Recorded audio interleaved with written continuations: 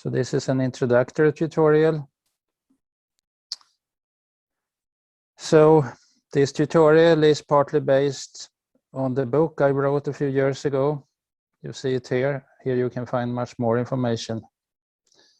Several people have helped with developing the slides and examples. Here is a shorter version of the book. So several of these people have helped with the development.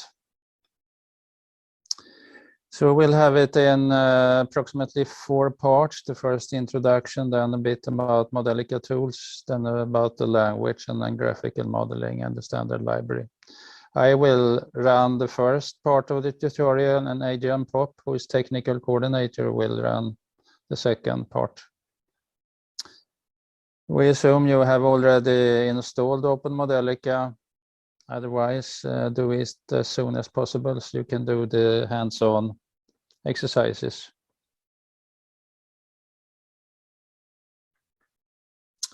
So the background to the Modelica language is basic. We are looking at mathematical formula, physical laws in books. We would like to represent this and in a computer readable form to be able to analyze and simulate behavior.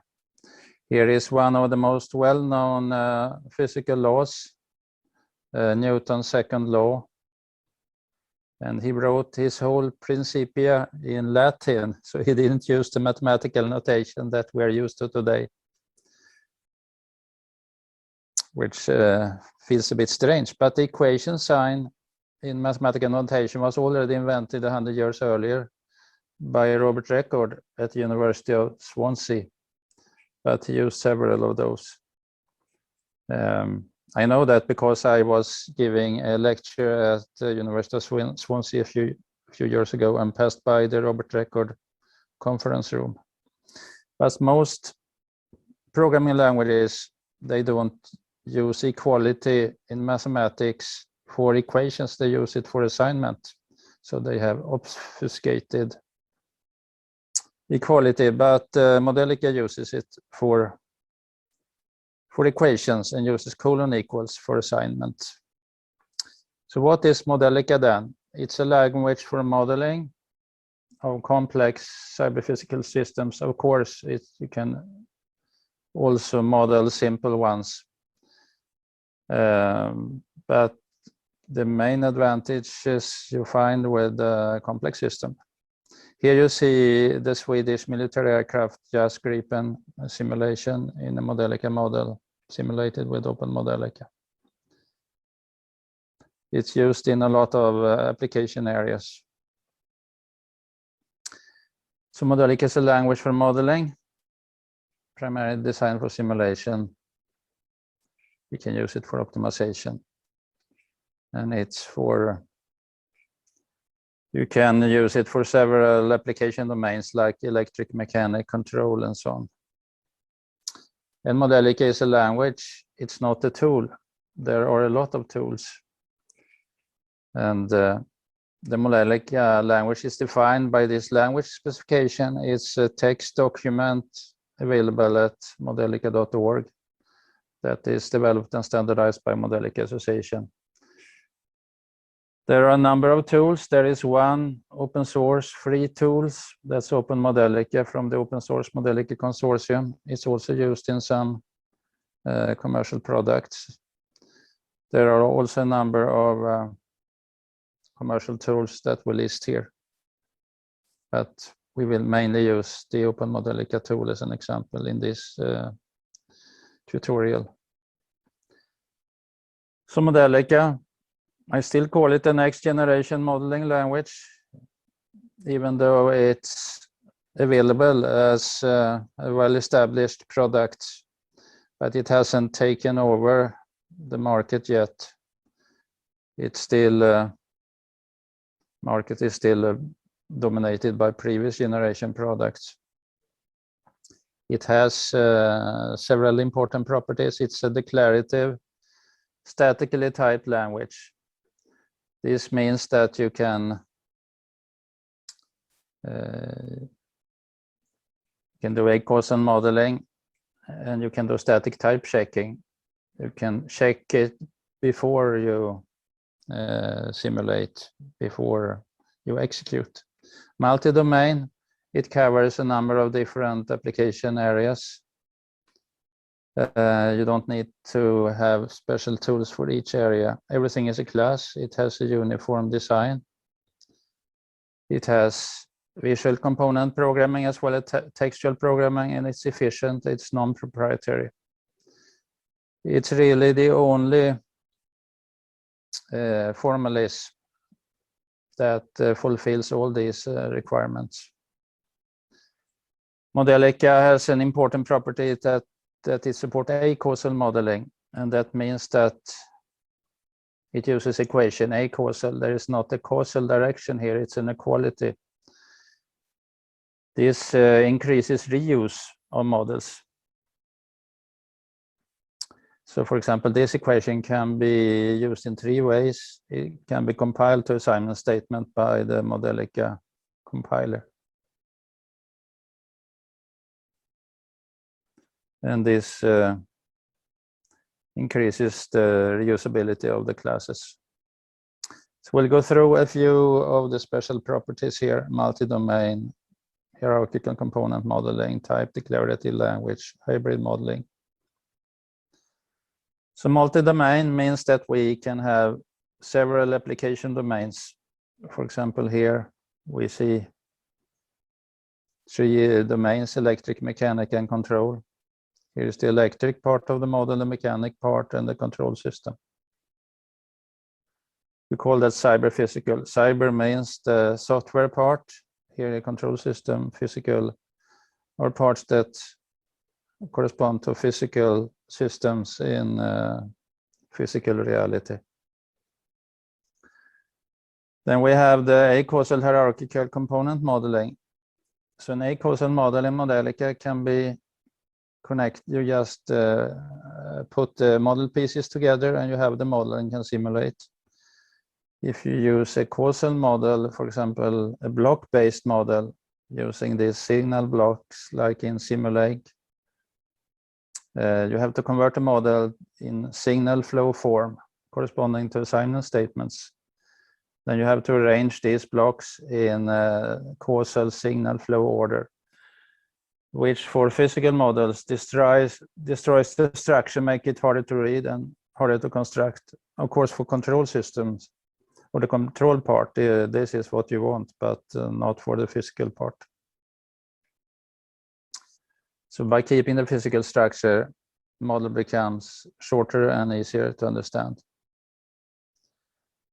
Here we have an ABB industry robot, and in the Modelica standard library we also have a robot model which is simpler than the ABB model, but it's free, open source.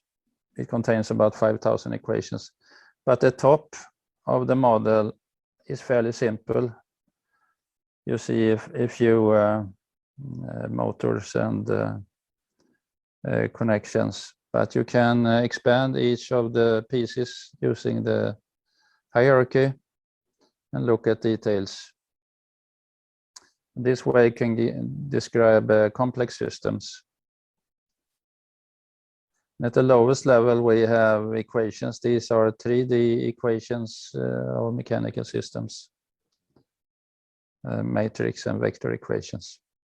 Still a higher abstraction than typical programming languages. Then the language, as I mentioned, it's a strongly typed language. It's a textual class-based language defined by a standard. Object orientation is used mainly for structuring. So you can have reuse and hierarchy and so on. We don't have message passing because that does not fit very well with the mathematical modeling. Here we use equations, which are at a high level of abstraction and which are well known from mathematics. We also use functions. Here is an example of a very small model, Van der Poel. It has 2 equations down here. There means time derivative and it's strongly typed. You can declare the types with also descriptive text that you can use to understand the model. It also supports hybrid modeling. What does hybrid mean here? It means that you can mix continuous time and discrete time. Certain variables can be continuous, like physics. Discrete time is often where you have a computer, where you have digital circuits. And we also have clock discrete time, which was introduced more recently in the language, where it's only defined at clock ticks. So what are the advantages? You can have faster development, lower maintenance. For example, if we compare here proprietary code, ordinary programming language, you have to decompose systems, you have to do manual causality derivation. And by converting equations into assignment statements and order them, you have more work in implementation. If you use block diagram, you also have to use a more detailed system decomposition and causality derivation, but less work on implementation because you have the finished blocks in Modelica, the compilers, doing all the causality derivation. And you can ask different questions. You can compute something from something else. And also a bit less work on modeling on subsystems. Here is another example, a block-based model. You have to arrange in signal flow order like this Simulink model. In the Modelica version, you just put the physical components are connected and then push the button. It will generate the computational code and keeps the physical structure. So you can use drag and drop composition by just dragging model components from the library like this. When you do graphical modeling, it's rather fast. And then you draw connection.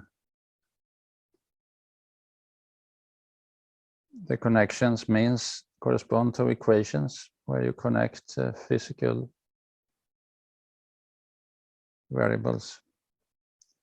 Then we push the simulation arrow and then we click to get plots. So that's what you will do soon using the OpenModelica tool, but it's similar also in other Modelica tools. This is the small model we just looked at. When you look at it graphically, it looks like this.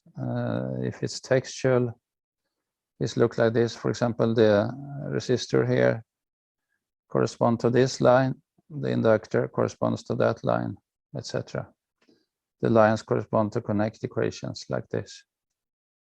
So you can switch between a textual and a graphical mode.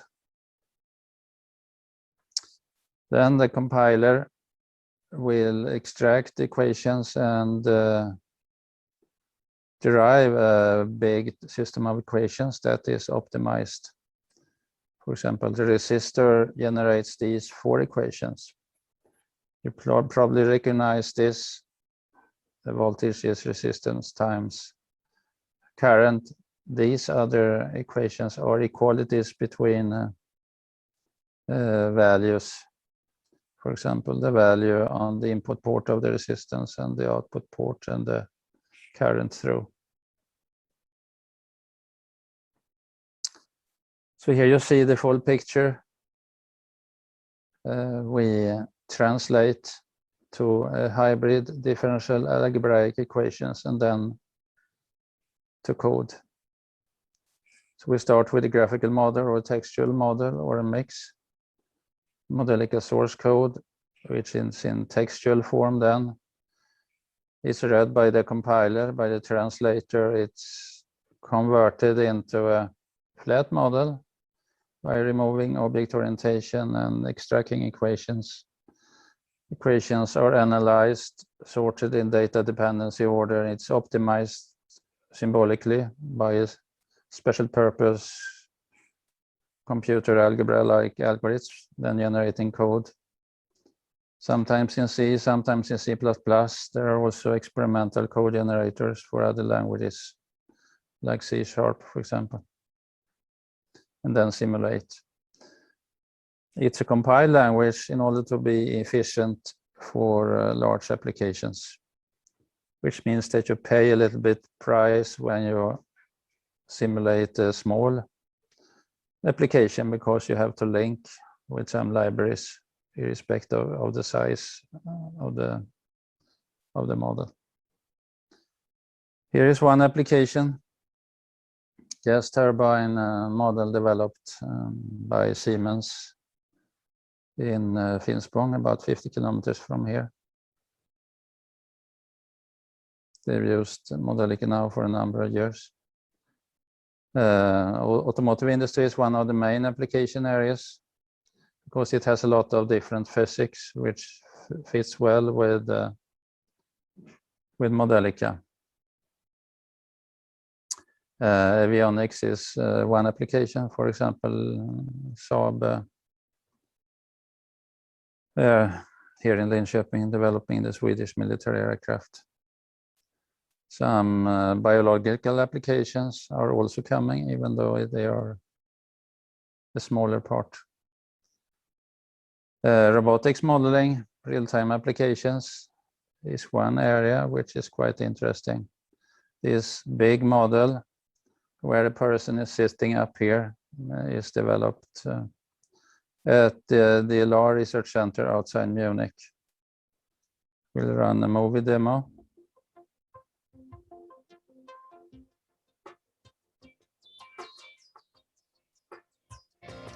So the person is sitting up there looking at the big screen, doing several different maneuvers like stalling, like diving. I recognize some of that myself. I took a course in glide flying where we had to train, to practice, to dive straight to the ground before leveling out like this. In this application, Modelica is used for all parts, for the control system, for the physical part, and for generating real-time code. Here, the Daimola commercial tool is used. They collaborate closely with the DLR Research Center.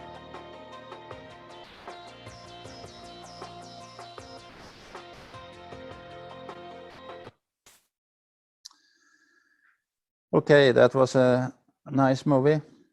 Here we have another application. It's a thermal power plant at the system level, where this is from an Italian system model developed by Francesco Casella, who is the director of the open source Modelica consortium. I was previously director, but I have switched to vice director.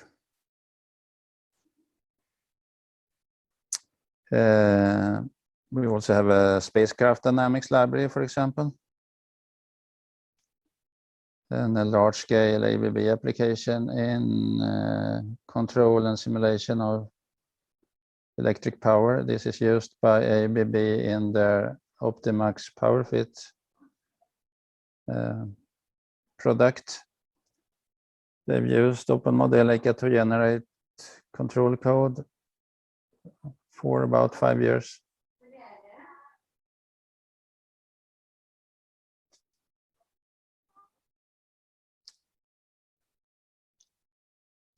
And this is an application in industrial product with water treatment and so on. The most important challenge, however, is right now to develop the sustainable society, to use Modelica to model and optimize technical innovation in a sustainable way. I hope this tutorial can encourage that and help you, for example, use OpenModelica.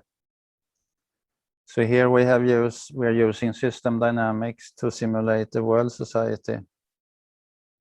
On the y-axis, we have the world population, which is reaching slightly above 9 billion in this scenario. But you see that 2 of the scenarios shows a collapse in about 50 years because of unsustainable practices. Global warming, destroying agricultural areas, sea level rise and so on. We have one sustainable scenario here where humanity decides to switch to renewable energy to preserve agricultural areas to invest in switching. And it's not yet clear which of these will play out, perhaps something in between. But it's becoming really urgent to do something. And you see this curve is very close in form to bacteria on a finite substrate. First, they exponentially increase to use all the resources. Then they have reached the stationary phase. Here is the exponential growth curve that most economists believe will continue indefinitely. But that's not physically possible. And then you have the death phase where they die out, perhaps not completely, but and you see this is very close to this curve here. So if we are more intelligent than bacteria, then we should be able to plan something better than a collapse like this.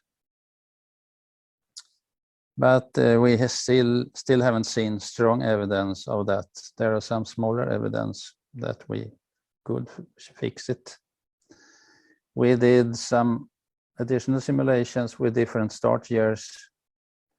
Instead of starting year 2000, we started sustainable policies about 10 years ago. Still okay. We start about now. Then we have a dip of 200 million people. Yeah, not so much. If we wait 10 years, there will be a dip of 2 billion people. We start sustainability 2040, it's a dip of 3 billion people. So you see this decade right now is becoming very important. Here are 2 books that are very interesting. This book, Limits to Growth, 30-year update, explains these scenarios and the assumptions. Here is a collapse. This book about historical societies, some that succeeded and some that collapsed. To look forward, this picture is sort of makes it more concrete. It's from an IPCC-based simulation. It's about 10 years old, but it's one of the best pictures I've seen what global warming of 4 degrees could lead to. And we are already seeing the signs. It's becoming, the forests are burning in California, in the Mediterranean area. They are actually also sometimes burning in Sweden. They did that 3 years ago. Temperatures are increasing. Agriculture will become difficult. Sea level rise is 2 meters here. Perhaps it will not be more than 1 meter in 100 years, but we don't know. So we would like to avoid this at all costs. So I did a little bit myself. Now 8 years ago, I put some solar PV on the garage and then on the house. This generates essentially all that we need over an annual basis, including heating, household and so on. You see that for the darkest 3 months in Sweden, we don't get much energy from that, and we import energy. Then we export a bit during the summer and spring and fall. But anyway, we got a surplus about 2,000 kilowatt hours. So this we used. We bought first a cheap electric car that we had for 5 years. Then we switched to a Tesla Model 3, a red one like this, that we now had for about 2 years. What else can you do? You can stop flying, because flying emits a lot of carbon dioxide. And at least if you live in Europe and a few other places, you can instead take the trains. We have started taking trains to conferences and meetings in Europe, except during the COVID-19 pandemics, where I haven't traveled at all. Having a web meetings like this is even better. Then there are almost no emissions. But sometimes it's nice to meet in person, of course. How much would we need to generate all energy for the humanity from solar panels? Yeah, we would need to cover these small rectangular areas by solar panels. You see, it's not very much in terms of area. And actually the area is less than half of this, because this is based on the solar panels 8 years ago. They had typically 250 watt generation. Now most solar panels have about 400 watt. So you need less area today than then. Here are some curves of exponential growth of photovoltaics until 3 years ago. If we would continue this for 10 years, we would solve it. But unfortunately, it has slowed down a bit. It's still growing, but not as fast as these curves shows. And because the planet is limited, we have limited resources, limited space, we need to switch to a sustainable way of living. Here we have a well-known person, Mahatma Gandhi, kind of role model. But we have a lot of unhealthy consumerism in the rich worlds, especially. But we can also switch technology to more sustainable technology without emissions. That's where we play a role, using tools like Modelica and electrical transportation, non-emitting energy generation, and so on. Now I switch back to Modelica. So the Modelica language started in the fall '96 with a group from different research groups and the industry. The idea was to write a report, a white paper about equation-based object-oriented languages. These meetings developed into design meetings for a new language, where a number of design features were from previous languages. We had a language called Object Math for object-oriented mathematics.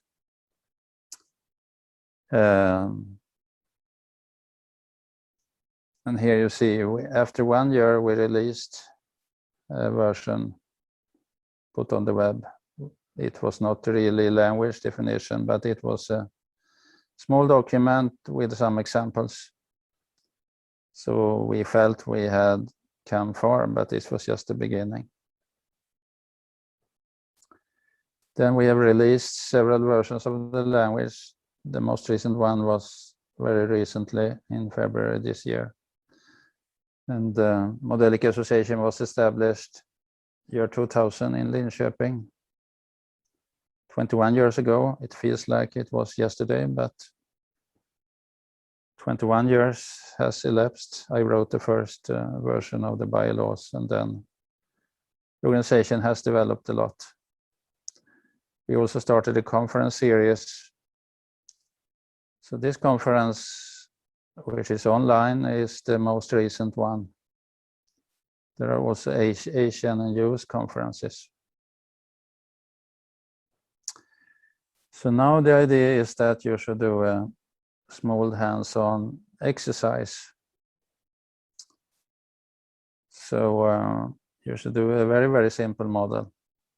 The RL circuit here, using the parts in the standard library. You need to start the OMEdit editor. And if you're running Windows,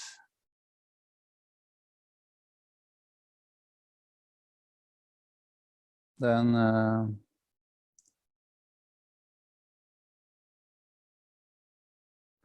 yeah,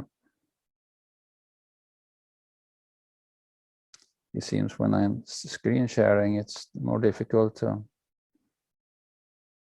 switch tool. So you start OMEdit from the program menu under OpenModelica, or just write in OMEdit and you will find it. You go to the file menu, choose new Modelica class, and select that you would like to create a model. You select some name for the model name and the information how to use OMEdit. You can go to help. Under Modelica library, it has Modelica library components. Modelica files contains the list of models you have created. I recommend you to open the PDF file of these slides, because in the instructions for the tutorial, you are encouraged to download exercises and, for example, PDF of these slides. Here you find more detailed instructions for the RL circuit model. You browse the Modelica library. You add these component models, ground, inductor, resistor. If you go to page 57 in the slides, you can find these instructions. Then you add the sign voltage component. You make connections by drawing connections. To draw a connection line, you single click on the connector blocks. Start drawing by keeping the mouse button down. You simulate by go to simulation, or you can click the simulate button at the top. Then after simulation compilation is finished, you can plot variables by, you will get a list of variables to the right side. So I will stop sharing screen and switch sharing screen to the OM notebook, to the OMEdit tool. So this is how the OMEdit looks like when you have started the tool.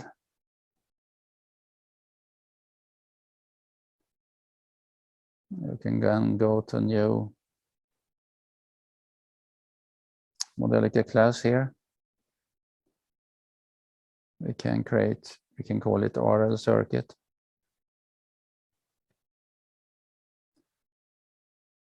I should also mention, if you get problems when you try to do your hands-on exercise, we have breakout rooms. Then you can write in the chat that you need help, and Adrian will direct you to a breakout room where you can get more interactive help. So you see the just created RL circuit model is here, but it's empty right now.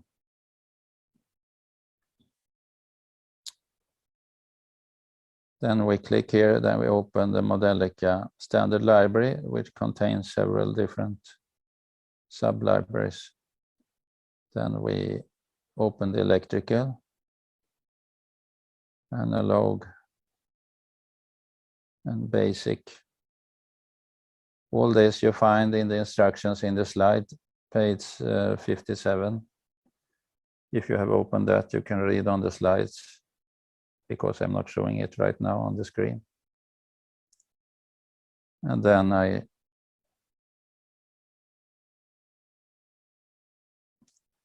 you see here, now I got the ground by clicking too much on the, so I need to go back here to the, by double clicking to the RL circuit.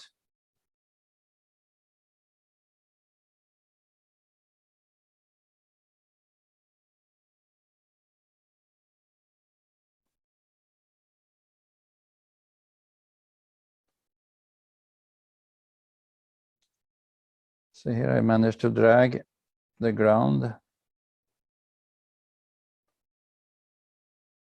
the resistor, and the inductor.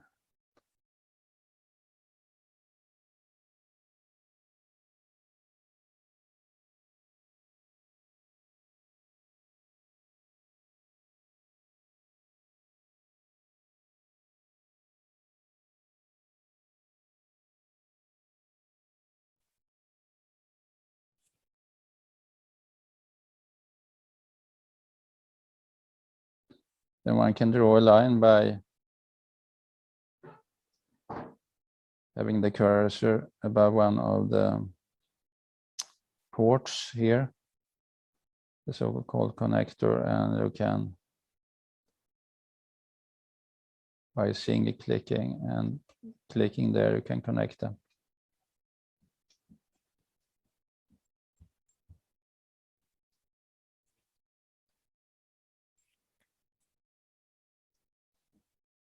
According to the instruction, you should also load a model called sine voltage.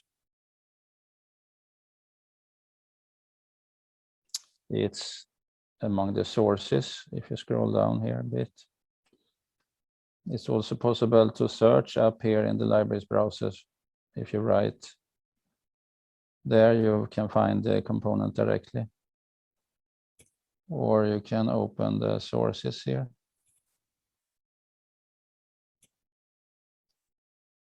You see here a number of voltage generating sources. There is one at the top which is called signal voltage. You should not use that because it has 3 ports. It doesn't fit the application right now. Here is the sine voltage. That's the one we want.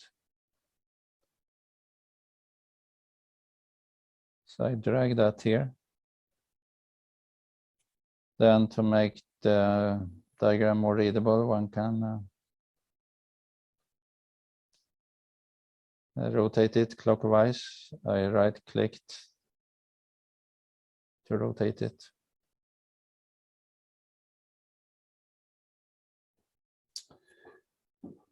So now you see all the components. And I can draw a little bit more. If you click once, you can make a turn.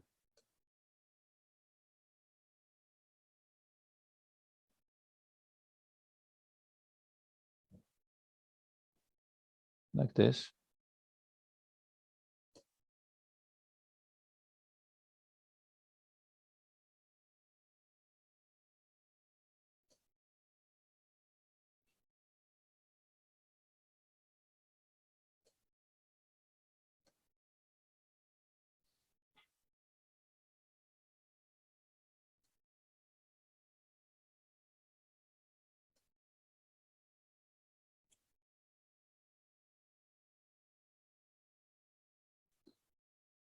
I will now wait a bit while you do this exercise yourself.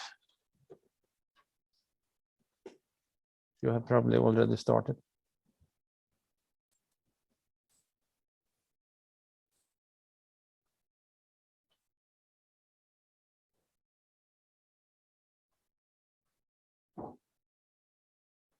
I will return in 3-4 minutes.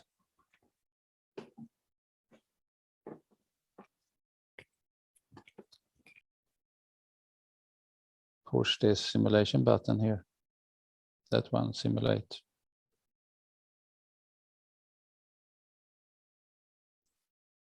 It's also then saving the model.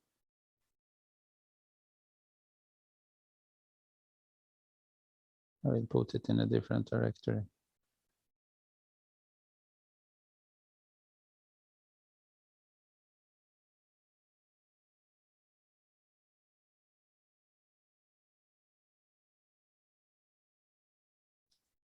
You can put it in the directory where you,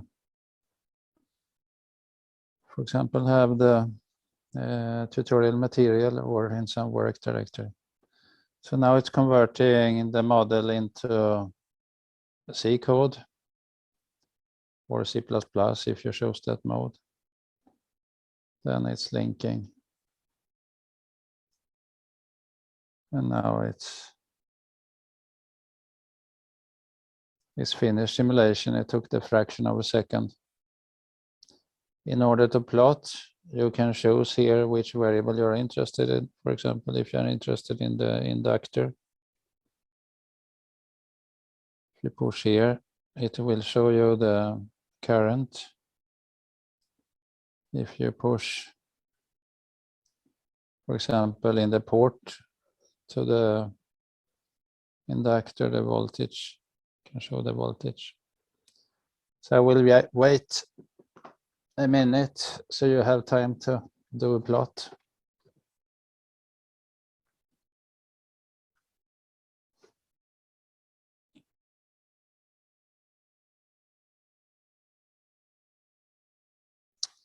Down here you can see the compilation and linking commands.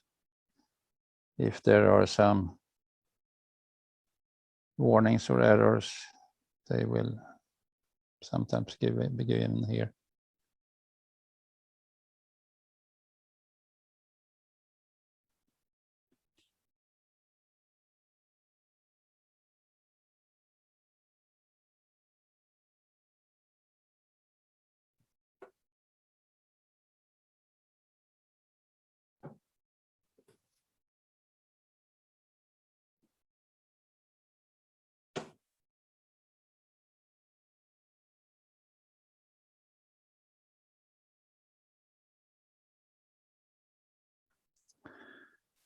Okay, I will stop share and switch to the slides again.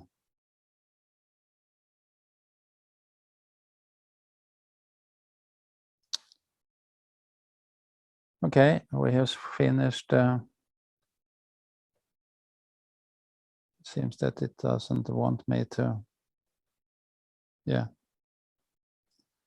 Okay, part 2, Modelica environments and OpenModelica. There are a number of Modelica tools, as I told you about. I will quickly mention a few of them.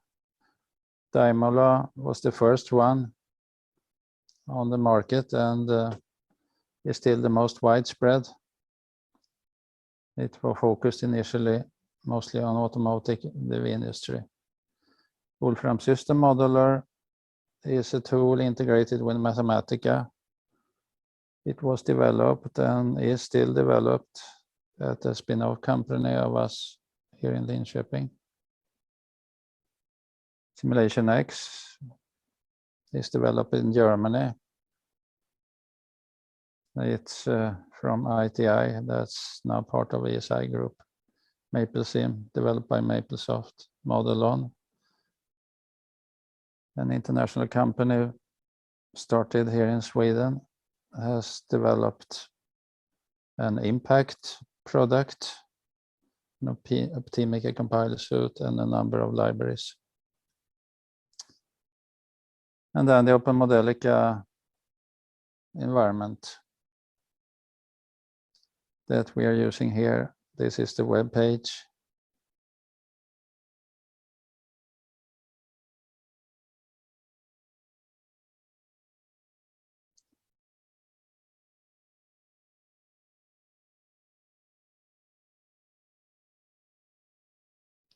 I'm trying to get rid of this hide video panel. My floating mating controls.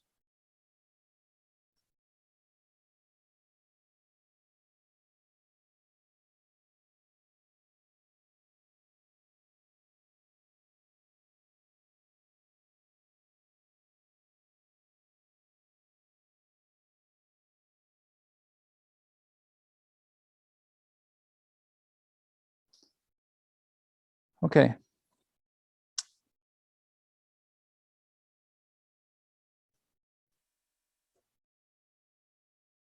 Okay, it doesn't want to. Okay, now it switches. This is the web page of the open source Modelica consortium and of OpenModelica. So OpenModelica is a free open source tool developed by the open source Modelica consortium that we abbreviate OSMC. It has, as you have seen, a graphical editor, a model compiler. It also has a debugger, performance analyzer, dynamic optimizer, parallelization, electronic notebook, and spoken tutorials. So it has a number of subsystems. The most important is the interactive Modelica compiler that we abbreviate OMC. You can also run this from scripting languages, from Python, Julia, and MATLAB, but also in a scripting mode of Modelica. Then we have an OM simulator, FMI simulation, co-simulation tool, and then different ways of creating models. You see here screen dumps of several different tools in the tool suite. So the consortium consists of about 50 organizations right now. It has also individual consortium members. And then commit statistics from various developers, you can see here.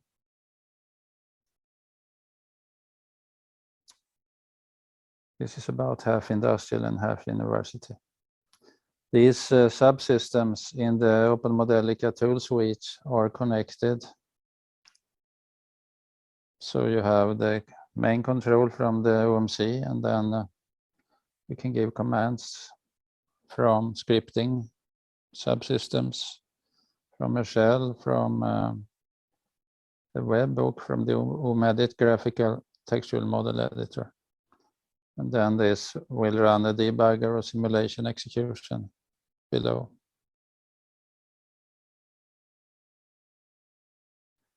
For the development, we have web meetings, usually every Monday, where everybody who are interested can participate, who would like to participate in the open source development or give feedback to the usage.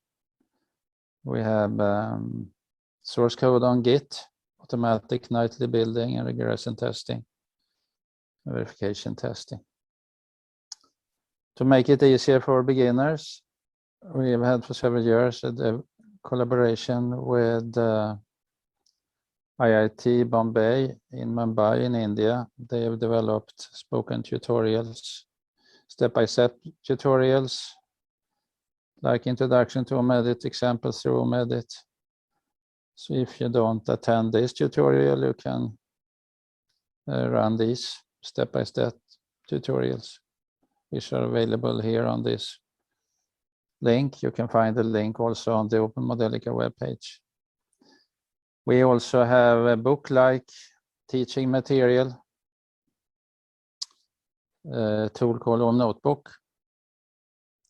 And if you have my thick book on Modelica, you can find almost all the model examples in the book in electronic form in this Dr. Modelica book. We will run this tool later during this lecture. So here you can open subsystems of the book, you can run examples, you can manually enter textual models, you can copy paste them. And we also have support for Jupyter notebooks. which is a more, when we started our notebook, Jupyter notebooks were not around, but they've become available in recent years and run on a number of platforms and scripting languages. Here we use it in a control course. You can have text like in a book, you can have mathematical formulas, you can have models and plotting. And you can type in later formulas for typesetting in the OM notebook if you like to have nice mathematical formatting. We don't do the demo here because we have already used OM notebook. We have already used OMEdit in the exercise. Then there is also another interface running on top of Eclipse, which is mainly a software development platform. This is a textual interface to Modelica modeling, and also supports an extension of Modelica called MetaModelica. We are gradually introducing that support for a textual support in OMEdit, but there are still a few things in this platform that are mostly available there. So here are some of the functionality. It's mainly used for developing the OpenModelica compiler, but could also be used for libraries. Then you can also run OpenModelica simulation in a web browser. For example, here is the multi-body robot, full robot simulated by OpenModelica, compiling to JavaScript that's executed in a web browser. Yeah, I previously mentioned the scripting interfaces. We have the Python interface, been available for several years. You can give commands for simulating and building models, plotting, and so on. Then more recently, we developed the Julia interface because Julia is a rapidly developing, very powerful language, including scripting. Here is one application running with Julia scripting. And then MATLAB scripting with OpenModelica, the same example is running from MATLAB. You can use it, OpenModelica, together with control design from MATLAB. Then I should also mention that we also have an experimental OpenModelica compiler effort in Julia. This is mainly research, but it could make it possible to have even more integration between the Julia language and Modelica and OpenModelica. This supports a full standards compliant Modelica, which is different from the Modia effort by Hilding Elmqvist and Martin Otter, where they have something called the Modia, which is a set of macros in Julia, not supporting the standard Modelica, but something that has some properties in common with Modelica. We have already made progress here. We have translated automatically, after some tries, the front end from the MetaModelica language to the Julia. MetaModelica is a high-level language that has many similarities to Julia. And this has been connected to the various solvers. There is a talk during this conference about that. Also, we should mention that you can do 3D visualization of multi-body systems. You can get the 3D visualizations for free because there are annotations defining the shape of various rigid bodies. For example, these kind of shapes are used in the model to construct robots like that. One can also use geometric primitives and CAD files. For example, here is the model of the V6 engine. That's in the standard library. Here is an excavator that's not in the standard library, but developed at Technical University of Dresden, compiled into a functional mockup unit and simulated. And there is a more advanced simulation here with a background in integration with Unity.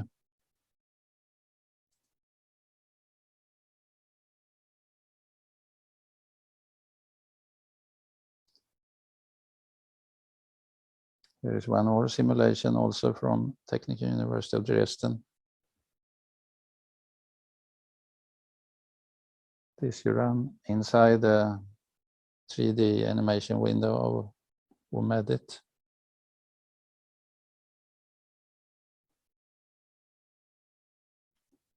Here's the third one, bouncing ball in a 3D shape using collision detection in Unity.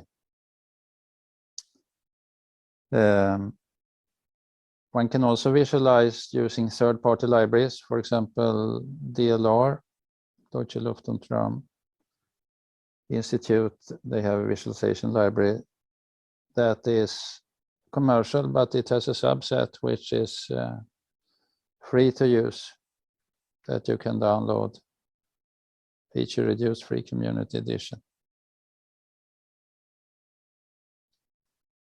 Now we should do a small exercise, just running the Modelica Mechanics multi-body example systems robot R3 full robot. And then you should press the simulate with animation. So this is the normal simulate button, but here is the simulate with animation with a little bit blue here.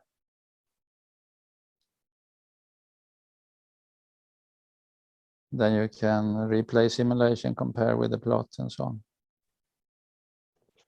Yeah, the simulate with animation is the one to the right, with the one that is checked. That one, yes. That one, not yes. that one. These are the debugging. Yes, you're right. Yes. Yeah, correct. So I will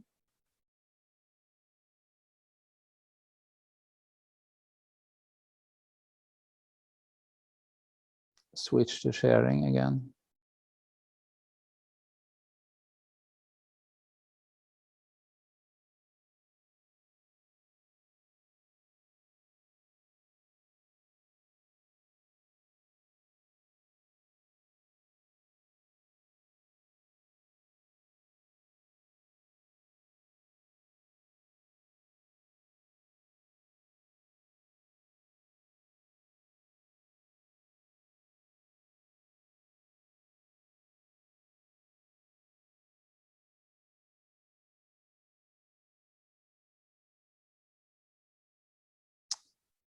Yeah, here was the previous exercise.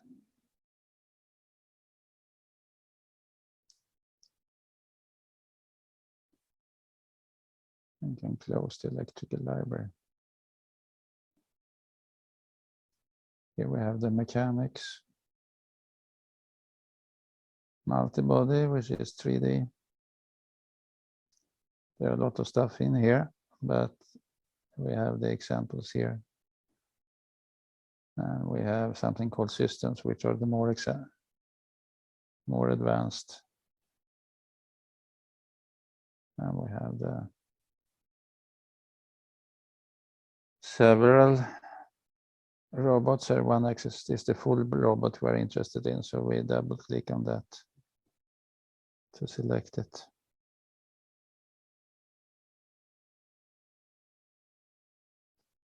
Since it's about 5,000 equations, it took a few seconds to load it.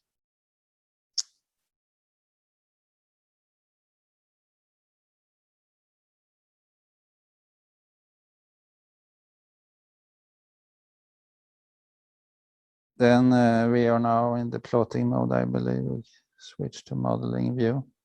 So you click down here. Then in the modeling view, you will see the different simulation arrows here. And this is the one, simulate with animation. If you hover above here, it says simulate with algorithmic debugger or simulate with transformational debugger. It's also possible to simulate using this by using simulation setup, but now we just push this button.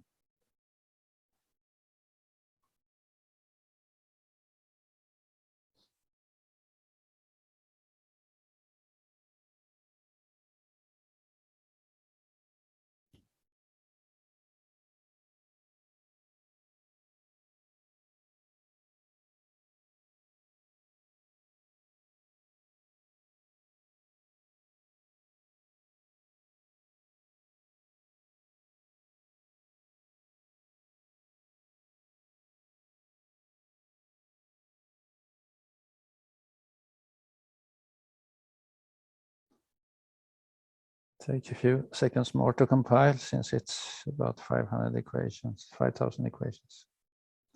Now it's linking. Now it's running the simulation. The simulation is complete and we get here the variables, we can plot them. We can run the 3D animation by pushing the play button here. Yeah, it's also quick, so we can reduce the speed here. And then restart playing it here.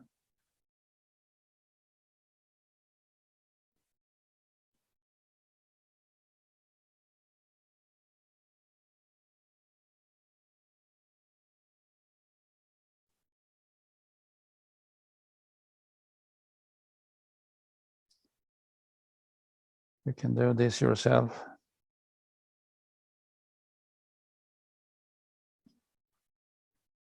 So we have done the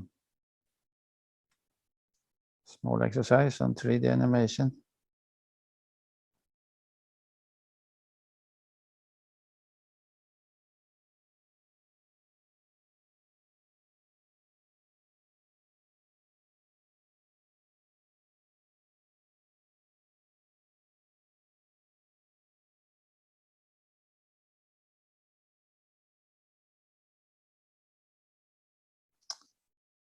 Yeah, here is another example that we won't do this time, but one can use the DLR library for animation. I can mention also that we have had, and there is still some research extending Modelica with more support for partial differential equations. This is a PhD thesis from my group at Linköping University. There is more recent thesis from a group at in the Czech Republic in Prague. We have done also work on failure mode and effects analysis in OpenModelica in collaboration with Electricité de France. We are generating reliability models in a language called Figaro. So we have integration of OpenModelica with the Figaro tool. Then we have a subsystem called OMPython for optimization that gives you a graphic user interface for running certain kinds of optimizations and doing Pareto plots, for example. This doesn't run right now with the current release, but with some previous releases. Then we have another kind of optimization called collocation dynamic trajectory optimization. The advantage is that you divide the goal functions into many small parts with some unknown coefficients, then you can run a single optimization. So instead of running several hundred optimizations, it will optimize directly. So that's the good part. Difficulty is that it's very hard to get this to converge. So typically it works only on pretty small models. But it's available in OpenModelica. There's even an exercise at the end of these slides, and it's distributed together with a tutorial. We don't have time for it in this tutorial, but if you're interested, you can do it by yourself. You run it from the OM notebook. Then we have more recent functionality for sensitivity analysis, which can be very useful when you want to explore how a model depends on certain parameter values. You can do individual parameter-based analysis. So you change the parameter and see which parameter is the most influential. But a very powerful feature is multi-parameter analysis. So it will automatically extract the parameters that are most important for a certain goal function. For example, if you want to minimize energy usage of a model of a vehicle, and it uses a robust derivative-free optimization function that is robust from events and so on. Here you can see the heap map visualization. The red ones are the most important of the parameters. Here you see the tool architecture. However, the parameters must be top-level parameters. If they are hidden further below in the model, you must make them available at the top, for example, using parameter equations. And we also have system parameter identification from data based on measurement beta. Then I should mention that we have very powerful model exchange and co-simulation support through for the FMI standard, functional mockup standard, that allows to integrate models from several different tools. This was developed more than 10 years ago in European ITEA Modelica project. That's now a Modelica association project. It's its own standard.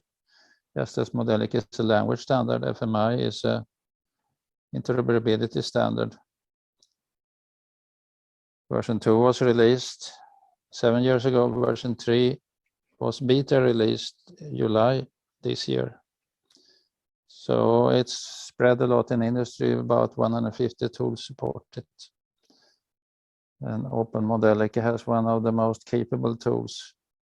There will be a demo of that tool on the vendor session tomorrow afternoon. We'll show a few slides about it here. So functional mockup units are pre-compiled models. They are compiled into C code combined with XML for ports, connectors. They can be large or small or intermediate. But note that an FMU don't have equations in the sense of Modelic equations. They are input-output ports. So you have lost the flexibility of having equations that you have in Modelica. You have compiled it for a certain input-output scenario. If you want to simulate with a different scenario, you have to generate a different FMU. So FMUs are not as reusable and not as general as Modelica models, but you can integrate them with FMUs, for example, from Simulink, from various other tools. Here you see some of that integration.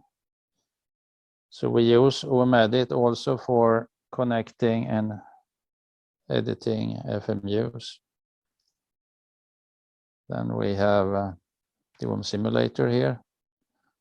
You can communicate with mechanical tool Adams, a special purpose tool Beast, Simulink, FMI, Modelica models. You can compose pre-compiled models in FMU form. We have a special variant or mode in OMSimulatic supporting the transmission line modeling co-simulation approach, which has the advantage of being more numerically stable than standard co-simulation. We also support the new SSP standard, also standardized by Modelica Association for system structure and parameterization. And you can also do 3D animation if you run in the TLM mode. Here is a simple 3D mode.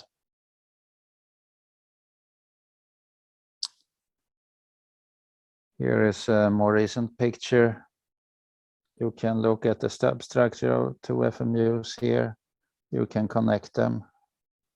You can simulate.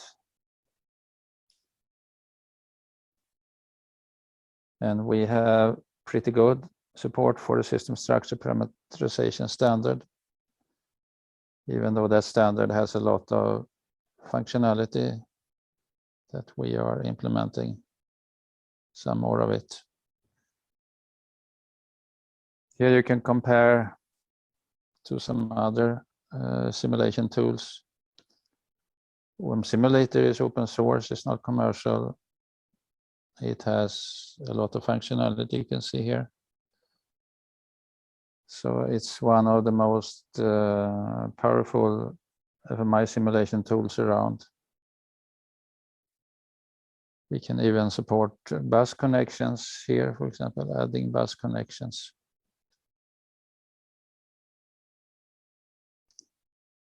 Here are a few details how it's integrated with the OpenModelica tool. So we should support both model exchange, which means that you have a single solver, you import and export models, and co-simulation means that you can import and export both a model together with a solver. So you have several solvers that have to work together, which is called co-simulation, which sometimes is more easier to arrange, but may require more work for numerical on the numerical side.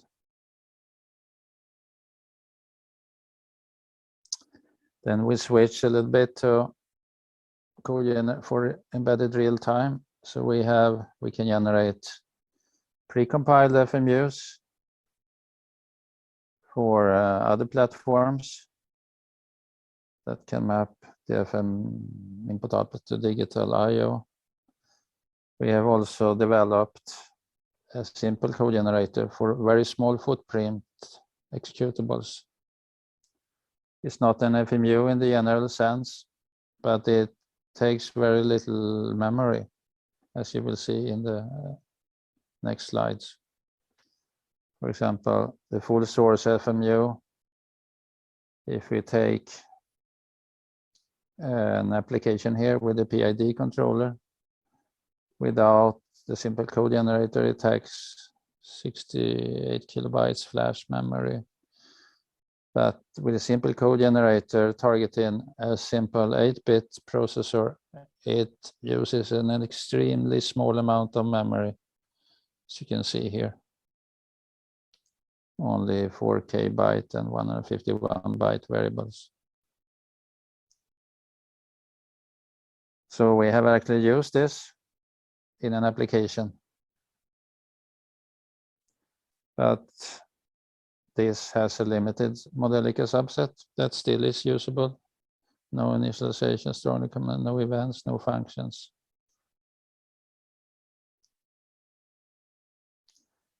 We should also mention an important library for real-time applications. Modelica device drivers is a free library.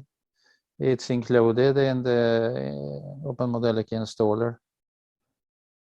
Here you can, at the high level, you can connect to real-time IO devices like this. You don't need to do low-level programming. You can hide low-level programming by creating more such models. Here is an example of Modelica connected to external hardware. Here. That you can visualize even in OMEdit. If we run the example with the AVR processor support, we can do it using Modelica device drivers, modeling IO in explicitly. We have a use case here for a single board heating system. This is how it looks like on the desk of one of our developers. So here is a fan. It has a communication device, this ATmega 16 on board. Program size is downloaded using a serial link. Here, the idea is to turn on the fan to control the temperature. So we want to set the temperature to 40. So the controller should then control it. So it will cool the system. You see, now it's reached 37. It has a little bit overshot. And now it reached about 40. So we could use a standard PID controller in a high-level Modelica. I should mention a few other things. In the Modelica tools suite, we have a UML profile, which is Modelica oriented. So UML is universal modeling language. It's used mostly for software modeling. But we have defined a mapping from UML and SysML to Modelica. You can, and it's actually there is a standard for a subset SysML to Modelica mapping by OMG. So here you can develop some UML graphics, and that can be translated in Modelica. This is, however, only working on Eclipse, an older version of Eclipse. So you have to find that version in order to run it. It was done by a previous PhD student. You can also do formal requirements verification.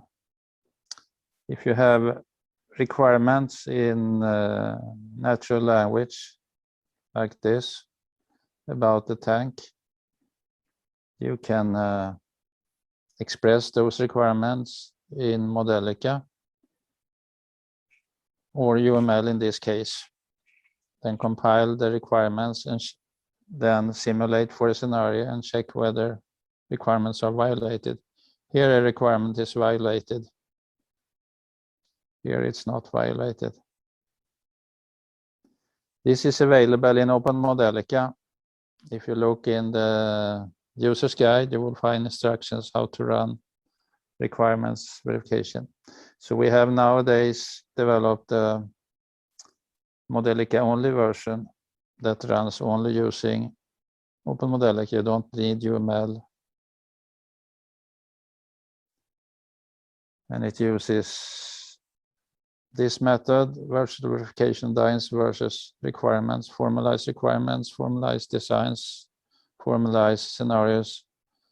Then you can automatic creation of verification models and automatic execution and report generation. Some of this is available in the current prototype inside OpenModelica. There's also PhD thesis about VDR that you can download and get.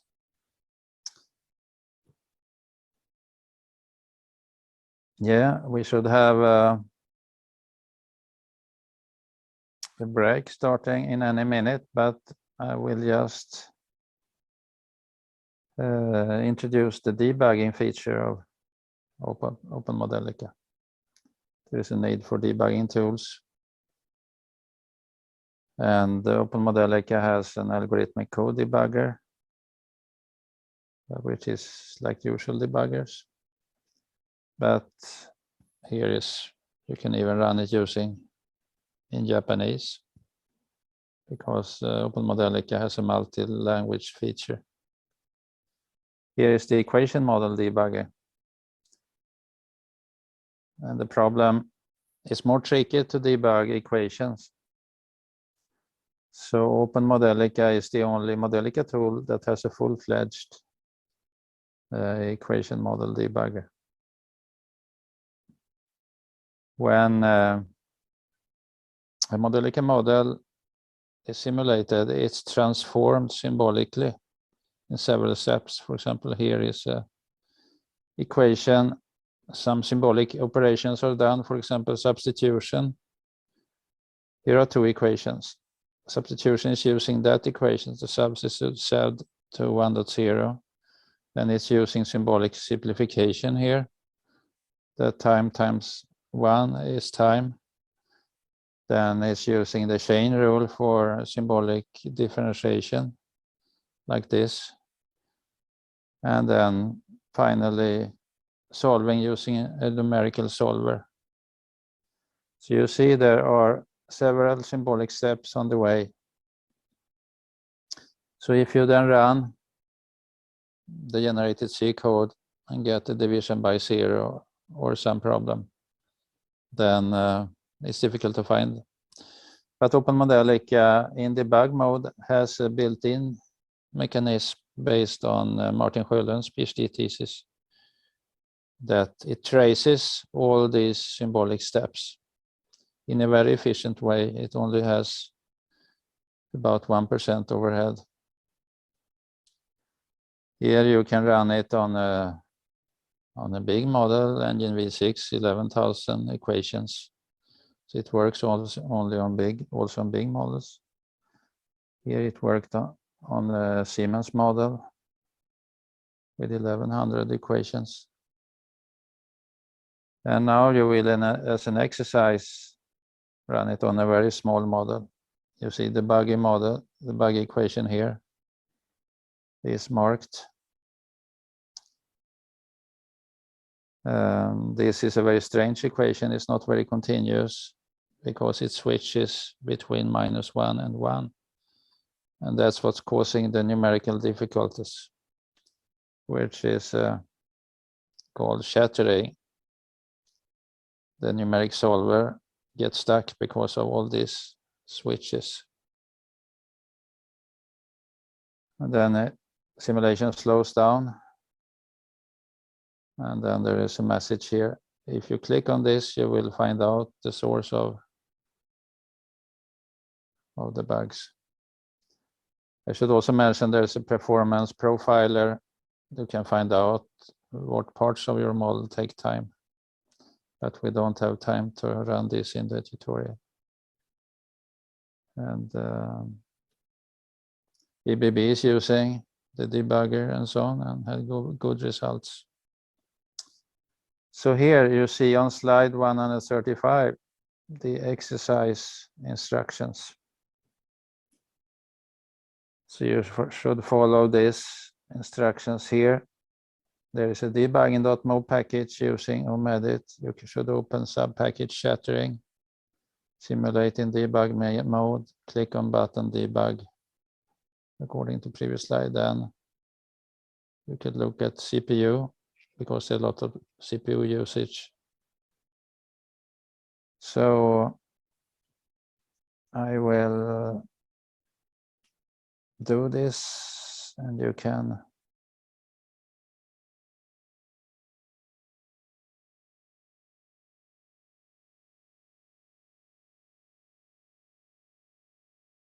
so here is, now we are in modeling.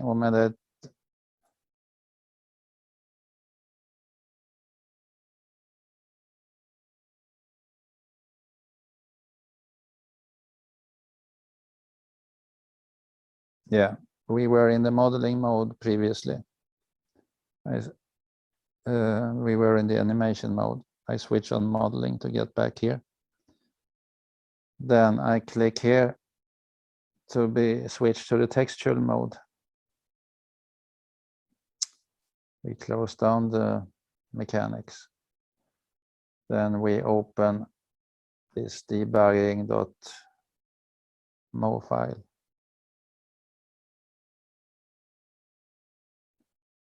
That is available in your exercises and slides subdirectory.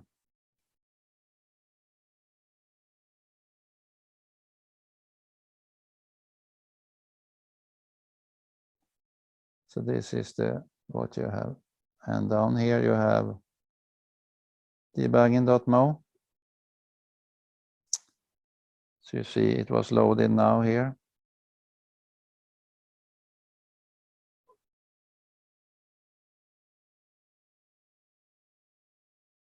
Then we open shattering events 1 here. Like this. Here you recognize the model with the strange equation. So the question now is if the debugger can detect this model, and then you should push simulate with transformational debugger that will do the equation debugging. So I push this one.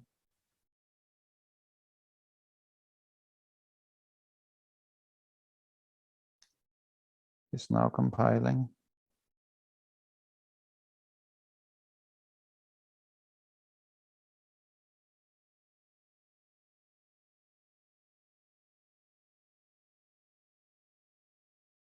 Close this one.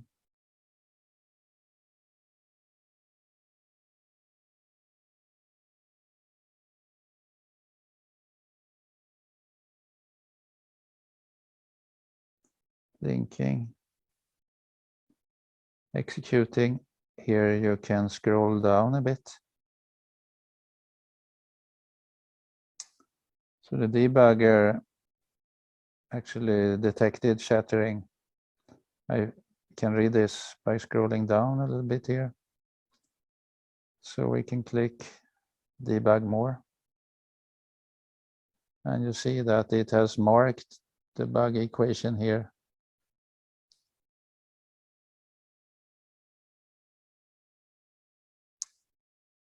So it succeeded in locating the equation. Let's see if we find.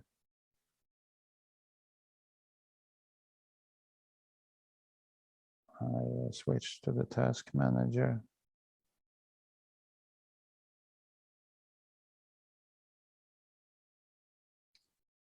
You see now that OMEdit uses 46% of the CPU because the numerical solver has got stuck on this equation.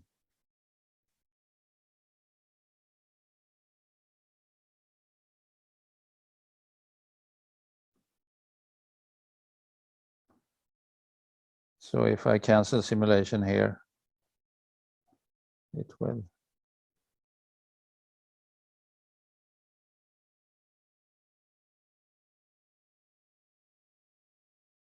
Yeah, now it went down to 1.5%. Okay, take your time to do this simple exercise.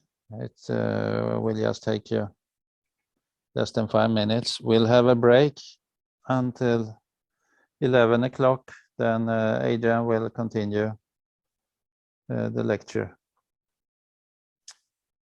Thank you so far.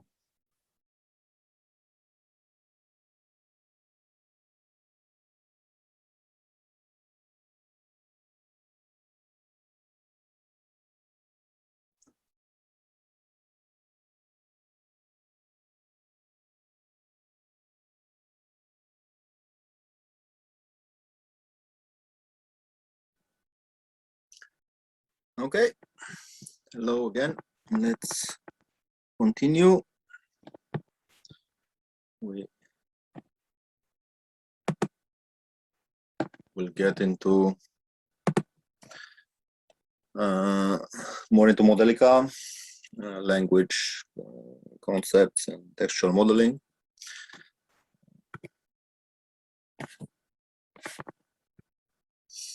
So, as we previously said, we have in Modelica a causal modeling. Basically, there is no specification of input and output, and you can interpret an equation in different ways depending on inputs and outputs and calculate different things from it. So, yeah, that's one of the most important parts of Modelica. So the usual simulation, typical simulation process, basically you start from Modelica model, you flatten it, basically removing all the structure, and then you get to a balanced system of equations made of the same number of variables and equations. That is the hybrid DIA, goes together with the hybrid because it can also have equations that are active at the time instance, at events, basically. We will get to that as well. Then you do manipulation on this. Basically, there are several things that you need to do to these systems, like BLT transformation, block load, triangular form. You also do index reduction and a lot of optimizations, like symbolic optimization on the system of equation and such. And then you compile that, you generate C code, you compile that, and then you simulate to get the result. This is the way we do it in OpenModelica.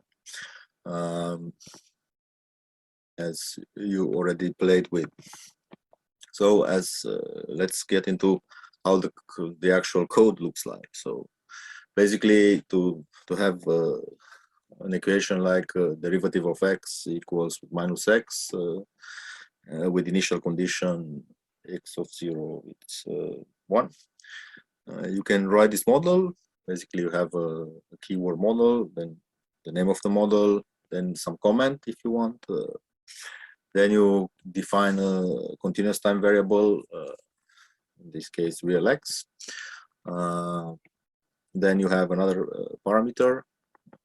In this case, it's real a with -1. And then the equation, derivative of x, it's a multiplied by x. And then you end with end hello world. And that this is a Modelica, the first Modelica model, the easiest of all. You can you can then simulate this in OpenModelica and you get a plot like that. There are different types of data types and variables and components in in Modelica. You have Boolean, which can be true or false. You have integer, basically it's clear. Then it's real with floating point values. Strings, you can also have strings. Like whatever. Enumerations, it's a collection of a set of an order collection of values with given names. They start at 1. That you can also use in the code. It's easier to use it instead of integers because you can also get checks if this doesn't exist. Parameters are basically constant during simulation, so you will have you can change a parameter, then resimulate and such, and then there are also the continuous values. They vary during simulation. Constants are actually replaced in the code directly, so you won't see them in the result file. And these are defined in, you get these kind of definitions in Modelica library like pi and other things like epsilon and so on. So for example, there are some examples here of constants and parameters. Let's go through modeling a simple rocket model. Basically, these are the equations that you have in the text, whatever, in the physical model, and then we can encode this in Modelica, such as just we have a new model named rocket. You have parameters, the name of the model. You have a velocity that. Yeah, and with the start value, where it does start at. You also have mass loss rate, how fast does you lose the actual speed.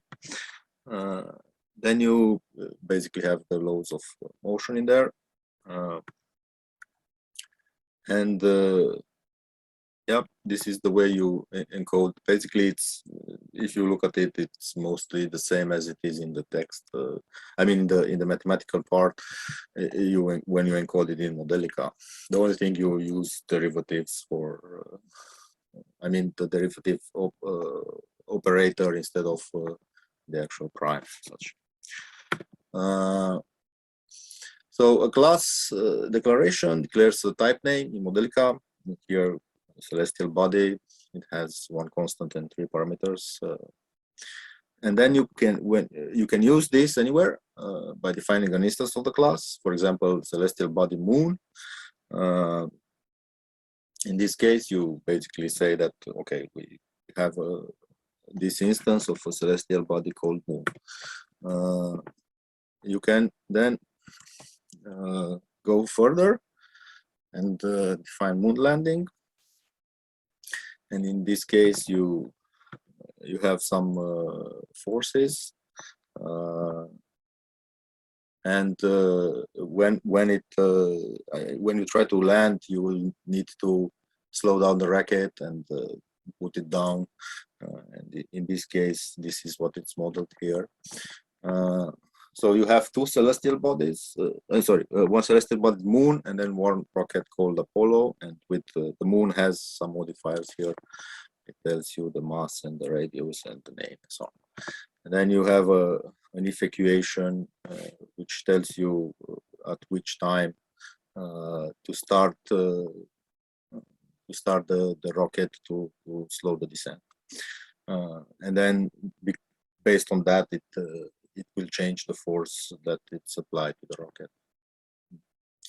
You have protected variables. These can only be accessed inside the class, and then you have public variables. These can be accessed using the dot notation. Like for example here, Apollo.altitude and moon.g. So these are the way you can access them if they are public, defined as public. Then you can simulate the moon landing and so on. You can start at an altitude and such, and then you have the same thing for the speed to have a smooth touchdown and so on. Then you in Modelica you can have different kind of classes. Basically, these are called restrictions on the name. I mean, on the classes. In general, if you have models, those are models that you use for simulation. Then you have records; those cannot have equations. You have blocks. Blocks are using basically not. They are not. They are causal, not causal. They have inputs and outputs. Connectors are special classes that you use to define the way things. I mean the way the components are connected to other components. We will get to that. Then you have functions which have algorithm sections and which are causal and such. And there are restrictions and enhancements that apply to contents of special classes. As I said, for example, record cannot have equations, blocks are causal and such. In general, the class, they have the same meaning as model. Okay. Functions. In functions, you define inputs and outputs, and then you have algorithm sections. These are causal. There will be assignments instead of equations in functions, and you can call it with different arguments, and the arguments will be instantiated dynamically when it's called, depending on the. You can also have functions with variable array arguments, and based on the inputs, those are defined. So, but you know, as I was getting as it here, for example, you have a polynomial evaluator. Here you have an input with an array of unknown type. Basically, this is the column definition there, and then another input and the output of the function. And then you can use size of the array to find out the size. Basically, when you call this function, in here you call it with an array of 4. That it means that it's size 1 there, and then it's the actual array size is 4. The dimension is 1, the size is 4. Okay. Inheritance. In Modelica you have inheritance, so you can inherit any class in another class, and then basically what happens is you will get the extended class by copying whatever it's in the base class inside the class that it extends into.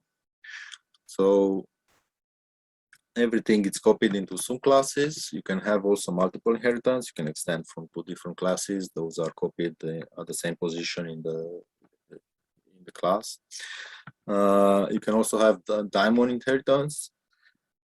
Basically, you inherit the same class via the instance hierarchy, the inheritance hierarchy. And then if there are duplicates, then only one will remain there, but they have to have exactly the same definition. Otherwise, this part it's an error, and you shouldn't be able to do that.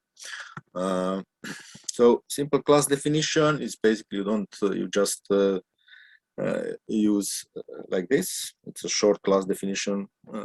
You just alias a name, basically, but you can also add modifiers, and that it's rather powerful. You will see later on.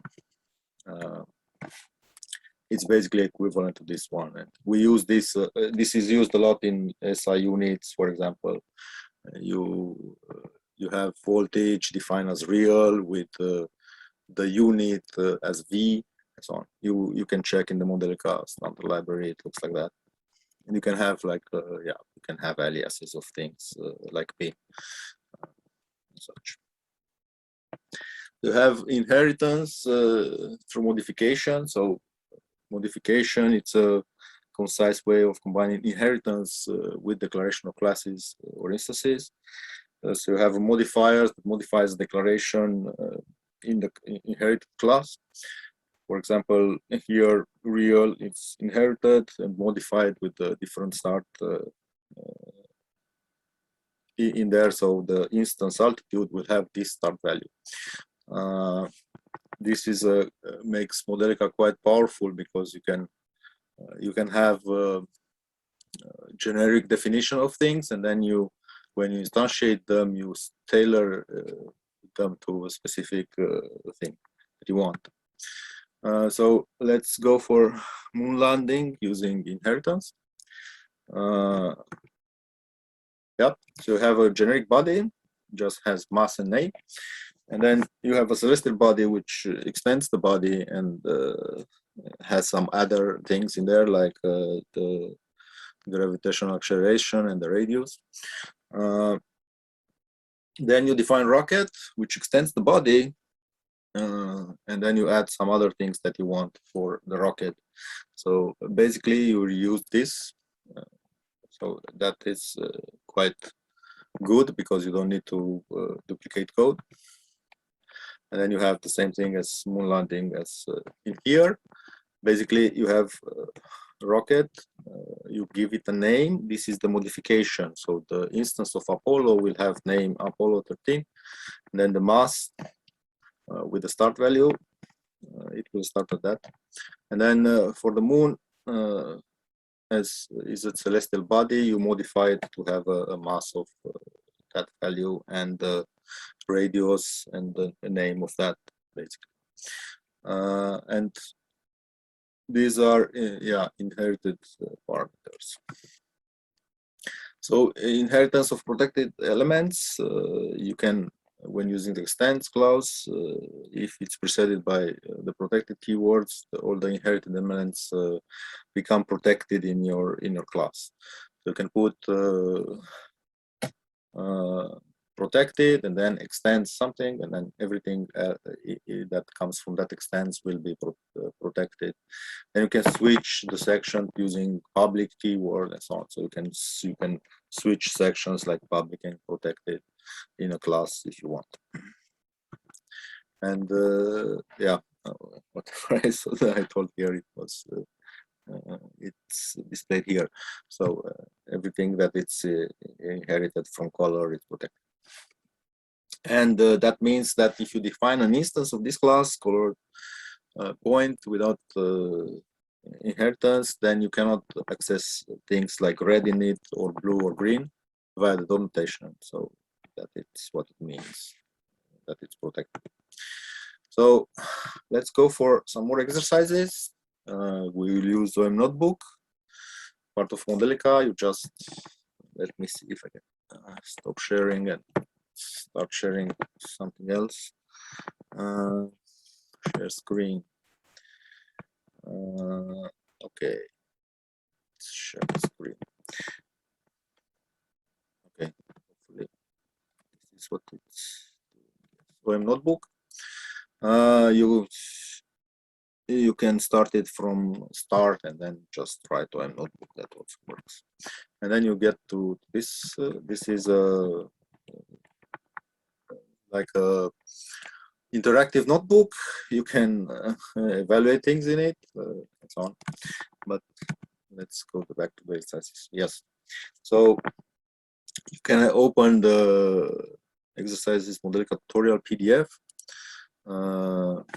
that you have in your zip file, and then you can actually try to simulate and plot the hello world example from there.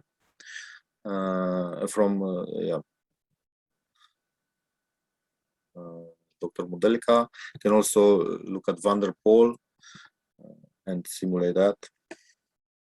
And you can do changes in the models and resimulate and plot. I will show you some of these. Let's see. So you have hello world. You evaluate things by shift enter. Now this thing was sent to the OpenModelica compiler background. You can simulate this, and then at the end you can plot it.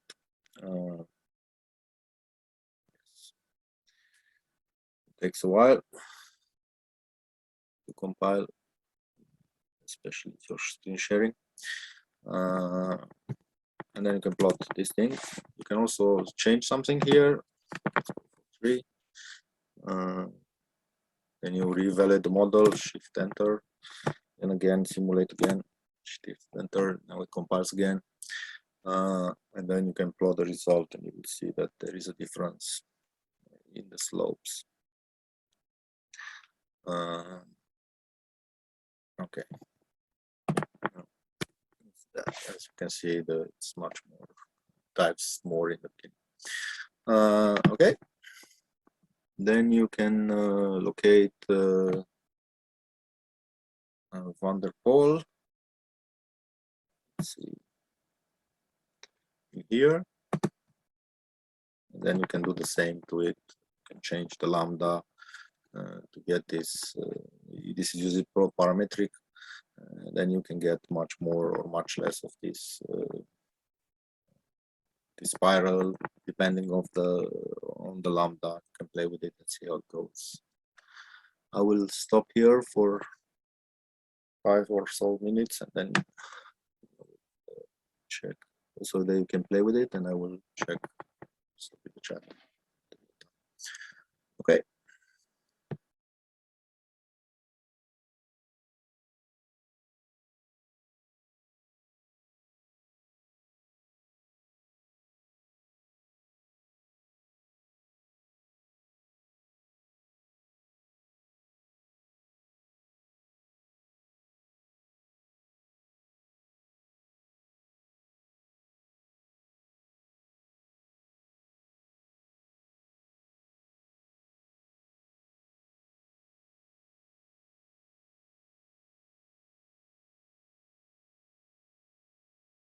Yeah, so OM notebook, it's a separate thing. You can start it, as I said, from start.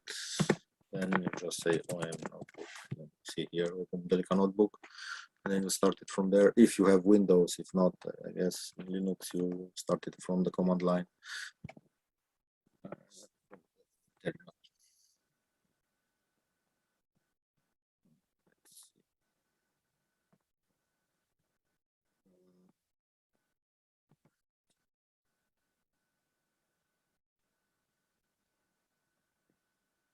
Okay.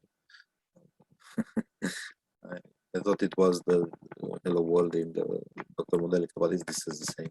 You can open it also from here. Exercise Modelica tutorial. You're not sharing the screen. No, sorry.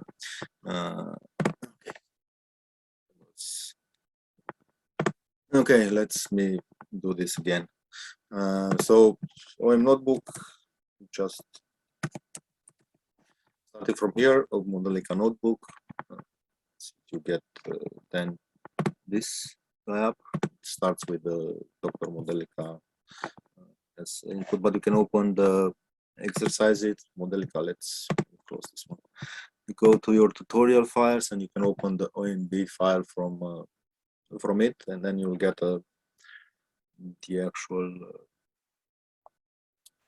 this one open, and this also has hello world. You can use this to you can use this one if you want to simulate this one, and so on. Then you will have the example. You can simulate that, and then you can you need to model these simple modelifications. I don't know why this is so small. This seems like some sort of bug. If you cannot see this, because you cannot actually, it's really too small. You can open it in here, which in the PDF exercises Modelica tutorial, and then you can see this. So you can model this yourself. I will wait a bit and then you can play with it. Basically, just try to get these equations in the Modelica form and see how far you get. Okay, I will wait another 5 minutes or so. You can play with this.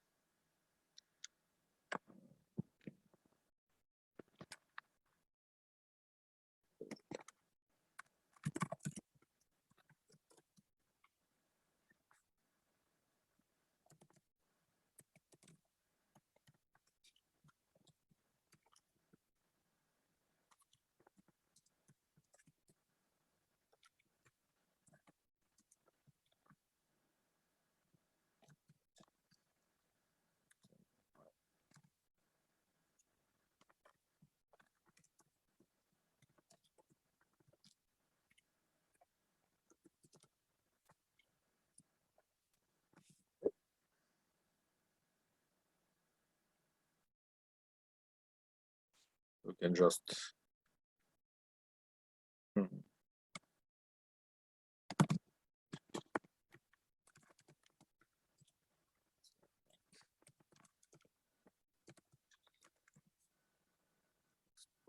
X prime, Y prime. Okay.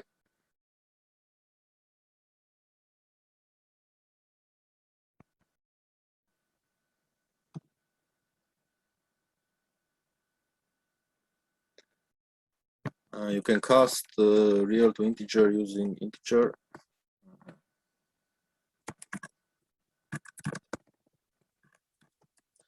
Integer of x, for example. You can also see the Modelica specification modelica.org, and then you can also see the operators that you can use. They're like, as I said, the one with integer.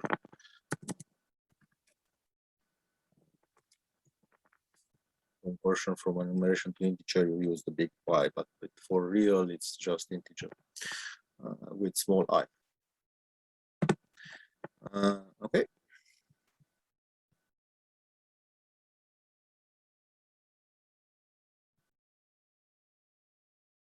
Okay. That is strange. To open by double click, it doesn't work.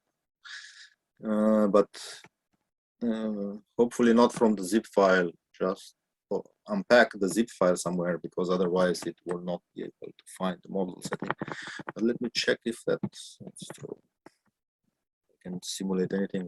I open this with double click, so we'll see that it's.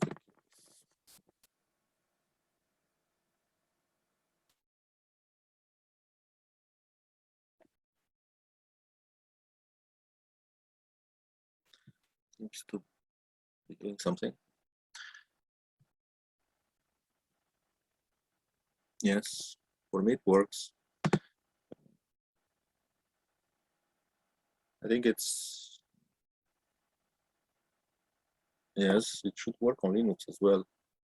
I'm not sure if that's Shift Enter or it's Control Enter. I think it's Shift Enter, yes, as well. So, plot of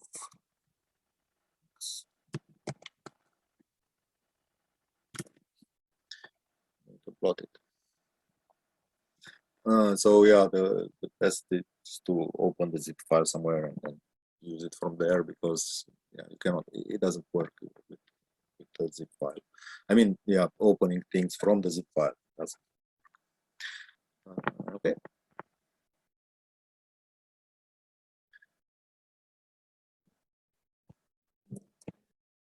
Let's see. Where were you? Okay. System applications. Let's have proof x of y minus 3xy.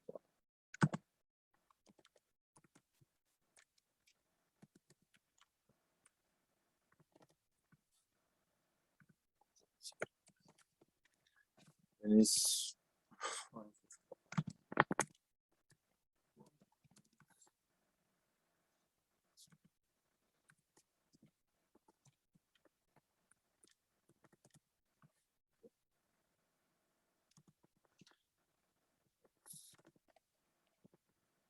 that.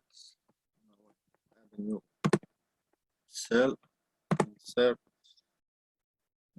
cell, not input cell, another one. Okay.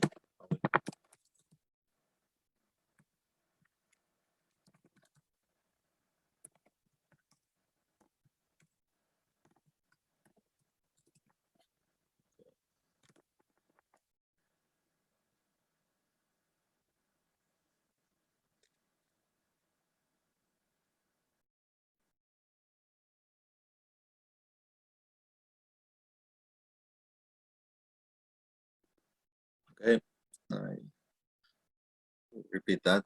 So in the PDF inside the zip file, you have this exercises Modelica tutorial PDF. There is a simple system of equations defined here. It's x of x prime, which is derivative of x equals with 2 multiplied by x multiplied by y minus 3 multiplied by x. Then it's derivative of y equals with 5 multiplied by y minus 7 multiplied by x multiplied by y. And then you have x at 0 it's 2 and x at 3 sorry, y at 0 it's 3. And then you just write the code. You define x as a real variable, y as a real variable, and then you write the equations. Derivative of x equals exactly as it is in the actual PDF. The equations are here, but you cannot see those. It's too small. I don't know why, but I will fix this sometime in the future. Okay. So now I simulate this. You can also plot now.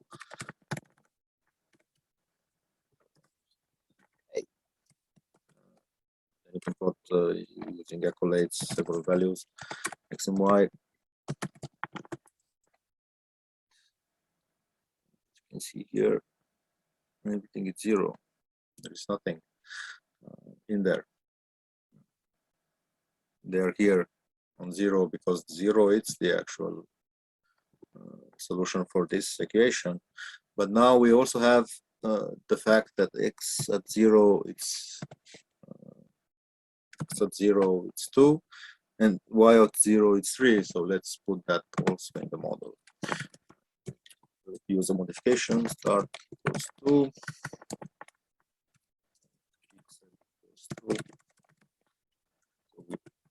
Start equals 3. So basically we tell now that the x will start at 2 and fixed means that it's not a guess, it's an actual start value. It's fixed. And because if you don't give fixed equals true, the compiler will take this start value as a guess and it will try to compute the actual start value. So let's evaluate this, resimulate this. There is no OM notebook for Daimola people, no, sorry. I mean, you can use OpenModelica, but with some Daimola.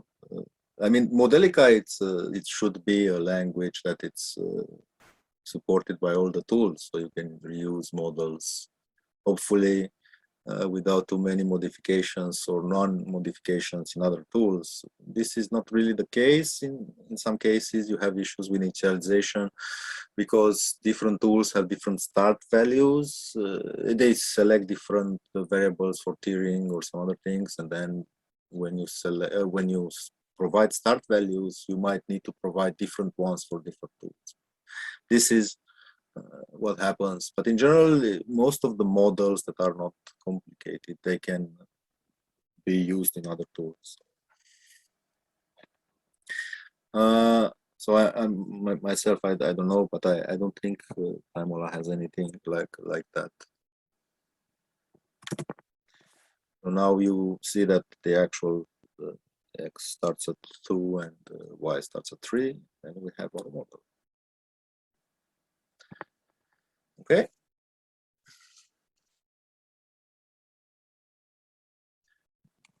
Let's continue with the presentation.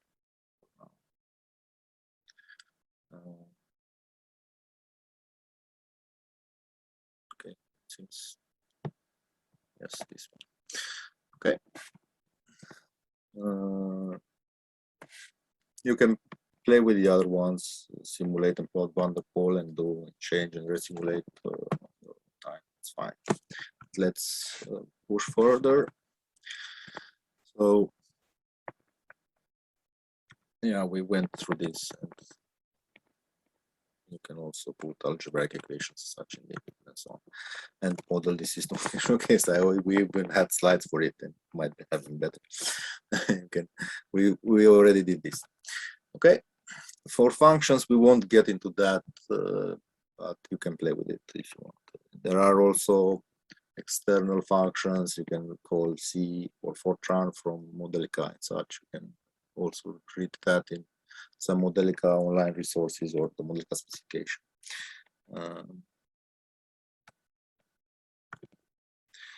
Now let's go into discrete events and hybrid systems.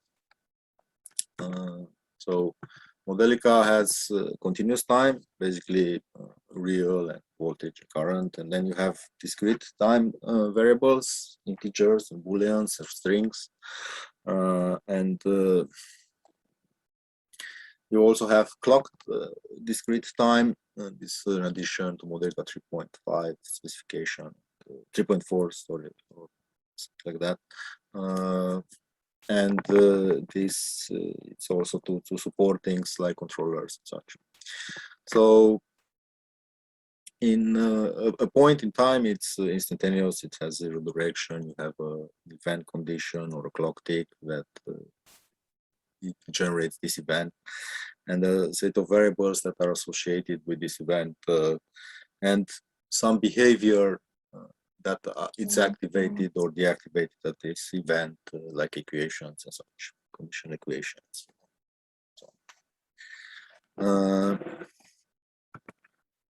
So you can use for events, you can use if equations. They have if conditions, then some equations are active. Otherwise, else if other condition, then some other equations are valid. Else, some other type of equations are valid. So in the you can model, for example, a diode like this. So if it's off, then you have a voltage if it's on, then you have a voltage to a certain value, otherwise it's zero, and then you can use also the same for current and such. So you can choose which one of these are based on different equations. For if equations, you need to make sure that if the value that you're switching on the condition, it's continuous variables, then you need to have the same number of equations in both branches or all the branches. If you have different number of equations in different branches, then you need to have a condition that can be evaluated at compile time, because otherwise you will not get a balanced equation system. When you try to compile this, you will have a different number of variables versus equations. Okay. And you can also create events. These events are created when you have a events are created when you have a relation between two values. To a variable or two variables and such. If it's something greater than or less than, then basically this is what triggers an event. You can also create some other, you can create events using sample and other relations like, as I said, greater than equal or so on. In general, relational operators will generate events if you don't wrap it by no event. You can also do that. So in this case, you have when you have a certain of conditions, then you activate these equations. So basically, you can also have a clock. When a clock ticks, these equations are active. You have time events. Basically, there is a variable called time, which is the time of the simulation. So if times go above something or so on, then you can trigger an event. Those are time events. You can also have state events, which are based on variables, so or the expression that are based on the variables. So if you have this condition, then what basically happens, you will have a zero crossing function generated that will be given to the numerical solver, and the solver will stop in this condition and activate the equations that are given there. So you can also generate repeated events using sample. Here it starts at 2 and with 0.5 basically. After 2 seconds, you get an event at each half a second. You can also, in the when part, you can also use pre operator, which means previous. It will take the previous value before the event. This is generally needed to be able to do some calculation based on the previous value. And you can also plot this and you get this kind of step-like behavior. You also have clocks. It was Modelica 3.3, sorry, where this was introduced. You have first clock. These are clock operators. You can define clocks, and then you have clocked variables, which are variables that are basically assigned to a specific clock. So you have clocks with the integer. It will basically generate a tick at a certain event, a certain interval. Then you have you can have clocks with real values or condition and a start interval, and then you have also clocks with associate the clock with the solver method like Newton or trapezoid or so. And yeah, you can see all of this when they are clicking as such, and you can also try to define this or using OpenModelica and see how they are actually working. So reinit, what happens in one equation, you can have also reinit, which means you can reinitialize a continuous variable to another value. So before when an event happens, like height, it's less than 0. If it's 0, then you reinit the velocity of the bouncing ball to -c multiplied by the velocity. So basically, when the ball hits the ground, its velocity changes with the minus sign, and then it goes up. So this is the way the bouncing ball is written in Modelica. And for that, use reinit. Yes.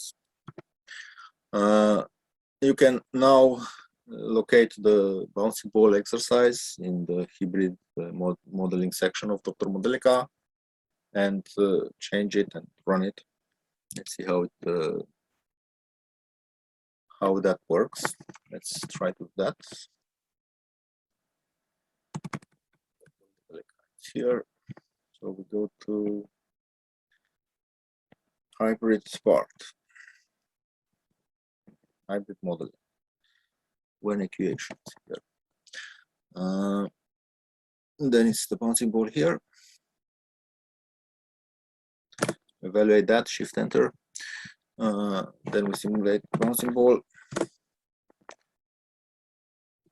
Now it generates code, it compiles the code, and it will run the executable.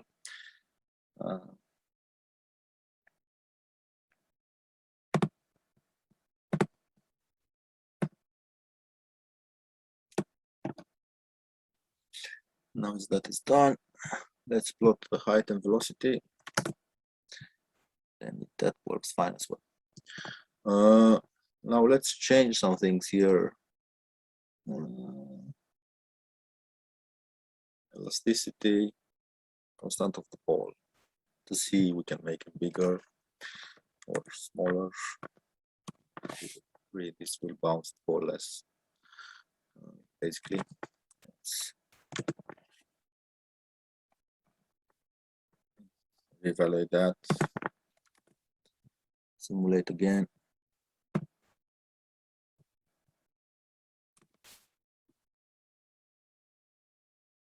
You cannot write, unfortunately, bouncing ball using if, because you need reinit to reinitialize the velocity, and reinit can only appear in when equations. This is the restriction of the language. Then you can plot this, and then you can see that it bounces a bit differently. Okay. I will leave you 2 minutes to play with this, and I will come back and can continue. Let's continue. Let's go into a bit into why there is a need for clock variables and so on, and clocks. We have in general some kind of cyber physical system, have the control, which is cyber part. The physical part is the actual thing that it controls. And it has sensors to get input from the environment and actuators to actually activate the thing. And yeah, you have control theory with feedback control system, so and in general, for embedded real-time control systems, you have a clock that will sample the inputs that you get from external sources and so on, and also will activate things or run things at a specific time in your system. So you have a discrete time controller combined with continuous time plan. You have a hybrid system, and you have, yeah, as I said, you have some sort of conversion between the real world and the digital, the analog system and the digital part. And the clock will do that by basically period sampling.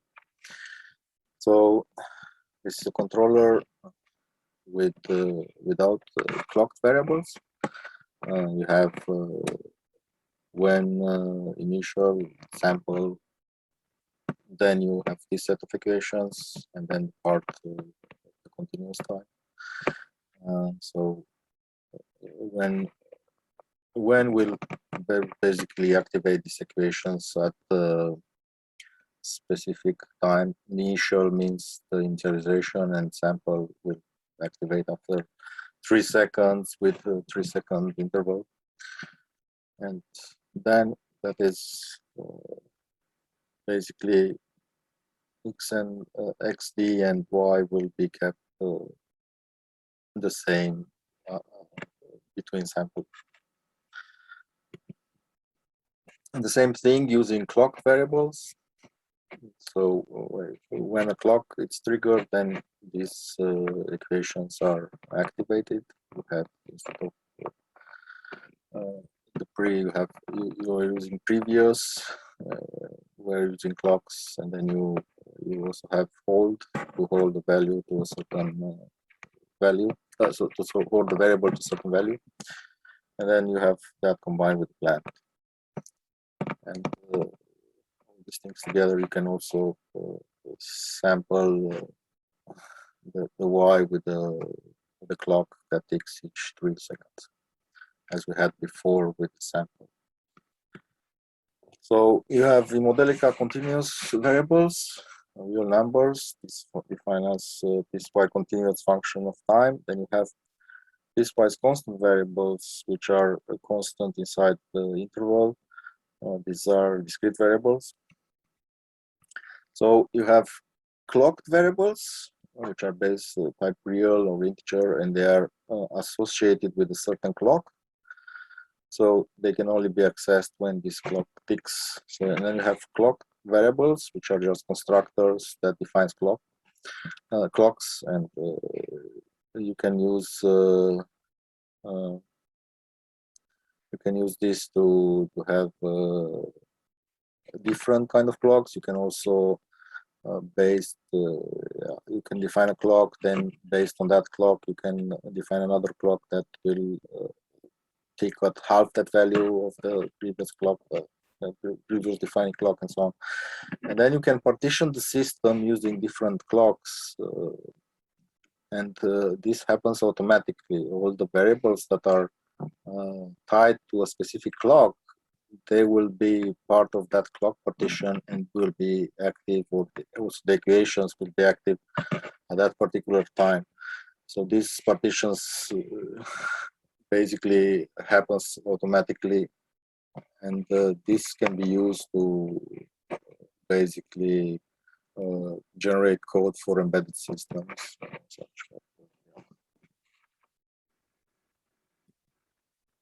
And the same as using clock synchronous, as we said, this is everything on the same slide, the plant and the controller and the clock variables. You can also have state machines in Modelica. And basically, you can define states with different variables, and based on the transition between the states, these are activated, and you can also say which one is started first. So basically, you define states as classes, and then you have these transitions between them in the code. So, for example, this is a Modelica code that will define states as blocks in here, and then you have transition between states based on this I variable.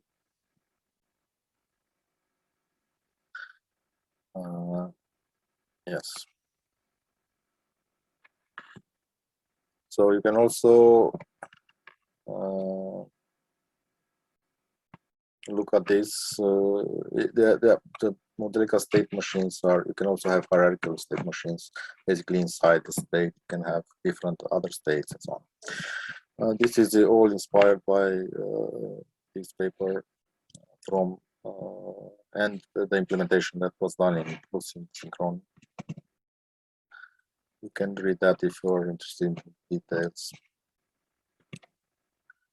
You can also have hierarchical and parallel composition of state machines and so on. Now, let's get into another important part of Modelica, components, connectors, and connections. So basically, you have the software component model. You have a component and then a connection between a component, and then you have connectors. And you can have either causal or a causal coupling. So basically, what you want is to have a component defined independently of the environment. This is essential for usability, and the component can be based on can contain some other components. So this is hierarchical modeling. You can also have complex systems of large, based on large systems, large components that are connected together. So connectors are basically instances of connector classes. You define connectors like this. This is an electrical connector. That's the connector class restriction. Then you have keyboard flow, which indicates that it's in the current. That it's that from this connector, that variable, it's the current basically. The voltage is the potential, and the current it's the one which is specified by flow. And then you can define an instance of pin. And then you have the same thing for mechanical components. Basically, you have a mechanical connector. And the flow is the force, and the position it's the potential. Yes. So you have three kinds of possible variables in connectors. You have potential variables, which have no prefix. You have flow variables with a prefix flow. And you have stream variables, which represent fluid flow in some sort of convective transport. Then you have the special coupling for this. You have equality coupling when you connect these two components. Sorry, you connect two connectors instances. Then you have the potential. The compiler will generate automatically equations. I mean, in the Modelica code, you have connect A and B. But when you compile this model, you will basically get the Kirchhoff law, in which you have equality for the potential and the sum to zero for the flow variable. And depending on which domain you have, these are different things. So for the electrical domain, you have potential is voltage, flow is current. Then you, for translational, you have position and force, and rotational, it's angular torque, and so on and so forth. So basically, using the same physical type connectors, you can use the same basic approach to model different things in Modelica. So what actually happens, it's when you write connector, as I said, it actually corresponds to potential equals, they are equal, kept equal, and the flow variables are summed to 0. This is what it actually corresponds to. Of course, then you can add more. You can connect this and this and this to the same point, and then these things becomes a bit different. So we have all the variables that are potential are equals, are kept equal, and all the flow variables are summed to 0. You can see here it's with minus. That means that the current flows into that component, but this is something that will not be talking about here, depending on if the flow goes in or out of the component, it's with plus or with minus. So for example, you can to see the power of Modelica, you can see that base class 2 pin has 2 connectors, P and N, for positive and negative pins. And then you can reuse this. So you have this partial. You cannot instantiate directly or simulate it because it's partial. But then you can see that you have it uses two pins, which are basically the same pin. It's no difference between them, rather than the color. Somebody noticed that, but the definition is basically the same. So, and then you can, based on this 2 pin, you can basically have any electrical component like this. For example, the resistor extends to pin and then adds a real variable, the ohm resistance, and then the equation of the resistor. The same for inductors. You extend to pin, you add the inductance and the equation for it in there. And capacitor, exactly the same. So basically here you don't need to to rewrite this. You just extend and add new things. This is rather powerful. And you can also modify things if you want to. This actually happens a lot in Modelica. The same is for sources. The ground it's a bit different because it only has 1 pin. And so on. Now you can look at the resistor circuit. This has 2 connects in here, and this corresponds to, as I said, the voltages are kept equal and the flows are summed to 0. Then you have Modelica standard library and graphical modeling. Modelica standard library, it's called Modelica. It's basically a standardized predefined package developed by Modelica Association. This is independent of a tool. The only thing that the tool specifies Modelica services is that it's tool specific. So this can be used freely for commercial and non-commercial purposes. You have already used it when you made the RLC circuit, and this is basically you can find some Modelica libraries at this Modelica Tor libraries. And this library contains, as I said, components from various domains. You can have blocks, which is input and output blocks for control.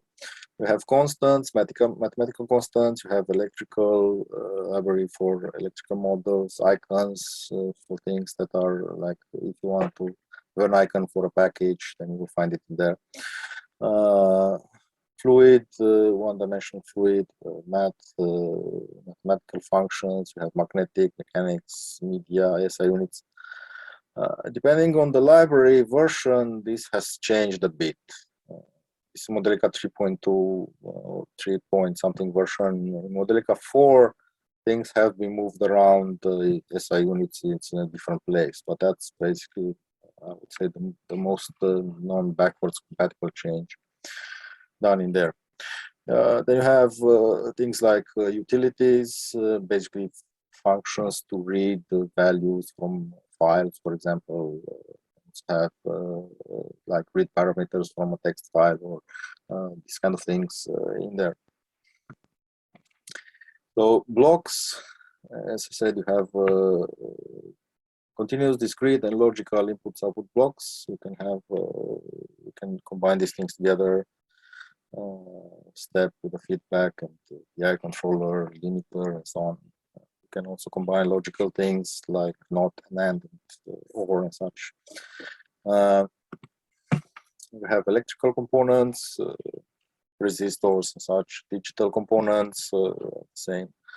Machines and multi-phase, these are things that are more detailed electrical circuits for power distribution or power generation and distribution and such. And you can also connect, you also have mechanics with rotational, translational, multi-body mechanics. There are also things like PNLib. It's a Petri-Netz library developed Bielefeld, Germany. And you can use that to model hybrid processes. There are other free or commercial libraries that are available. You can find a list of that in the Modelica.org, but also in GitHub /Modelica libraries. There is a collection of libraries that you can fetch from GitHub at any time, play with them. Some of them are working with OpenModelica, some of them are not working. We are working on fixing this so that all the libraries work with OpenModelica. Some of them are actively supported, some of them are really old and based on some old Modelica versions which are not working so well. So yeah, there are, it's a bit of hit and miss with some libraries, but you can always, in general, with minor modification, you can always get a library to work in most of the cases. In some cases in which it has some problems to be supported in OpenModelica, then you will have issues. But there also, we also have, let's see, I can show you that. We also do, let's see,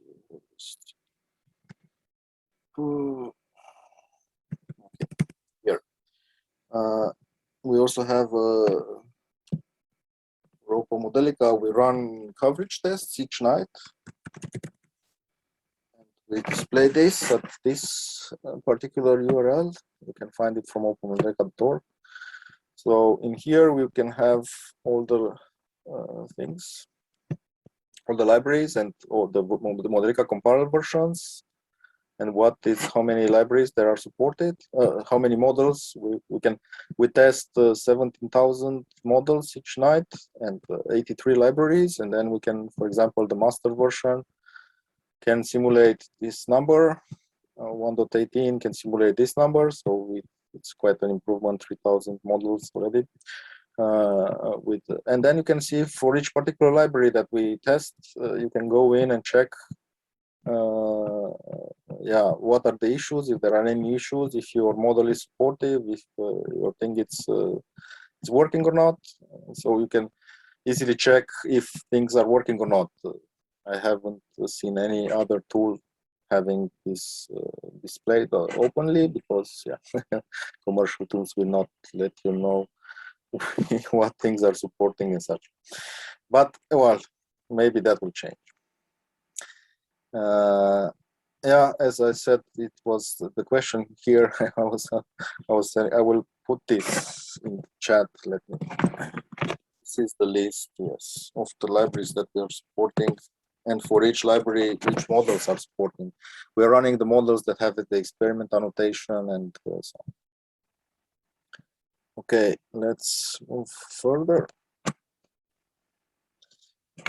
So other libraries are in here. Yeah, these are commercial libraries for eye conditioning, mostly by Modelon. There are also some vehicle dynamics. I think that's from Daimler, Dynasim, and so on. So we are also working together with some vendors to support these models, these libraries, commercial libraries as well. But for that, you need to support encryption and such, and it's on the way.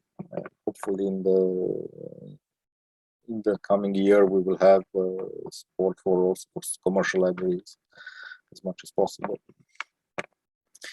So you can also in Modelica connect components from multiple domains, because basically what it comes down to, it's differential algebraic equations. So whenever you have something like that, and connectors and connects, so whenever you can specify that using these equations, you can combine any domain that you want. You have the block domain with causality, then you switch into the mechanical domain with inertia and the actuator. Then you switch to the electrical domain using EMF, basically electromechanical flange that will generate power and such, or the other way around, depending how you use the system. And so on. So that is the power of Modelica, basically, to be able to connect things from different domains together and be able to simulate that. You have a DC motor. It's like an electrical circuit with the electromechanical component with the load here. And yeah, we will not go into this particular part. We will just switch directly to some graphical user modeling. But I can tell you that we also have sensitivity analysis and multi-parameter sensitivity analysis and such. Peter talked about this. There is also an example that you can play with in the tutorial and such with this. But we will just go directly to graphical modeling exercises using Modelica. So you will do drag and drop composition of DC motor. Just try it yourself, and then I will also do it myself. So you can also search in here to find these things easy. Like resistor and inductor and so on. Let me see if I can show you how that is done. So if you want to see this and always do this. Okay. It's Control N. That's easier to do, I guess. DC motor. Okay. Now, if you want to search for things like a resistor, just write it here. And then you put it in two different places. But in this case, I would have basic resistor. Okay. For example, and then you get a name.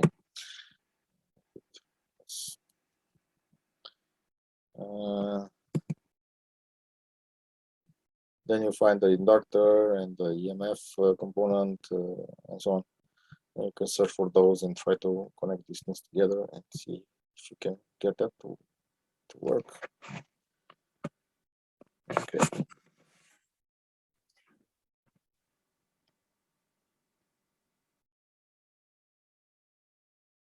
Yeah, how can you calculate the eigenvalues of a system? I don't think you can do that in OpenModelica, but you can. I think it's possible to do that using some other connection to some other framework like Julia and such. But I'm a bit.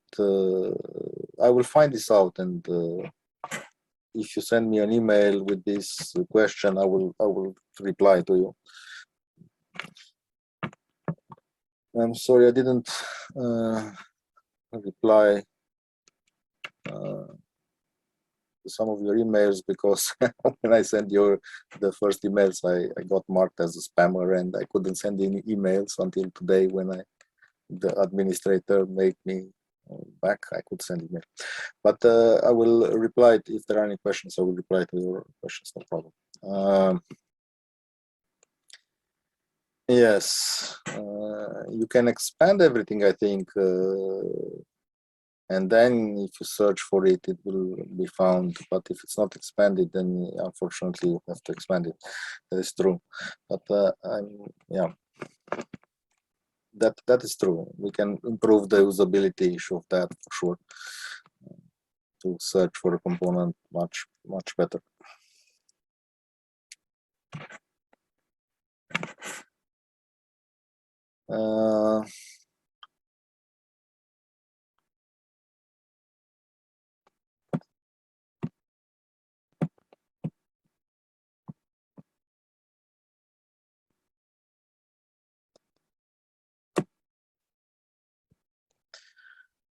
There is some integration with MATLAB, but I think it's something similar that we have to with GNU Octave. I think you can select even Modelica as a compiler in GNU Octave, but I'm a bit unsure. I know that there are people from INRIA has played with this, but I don't know the latest details.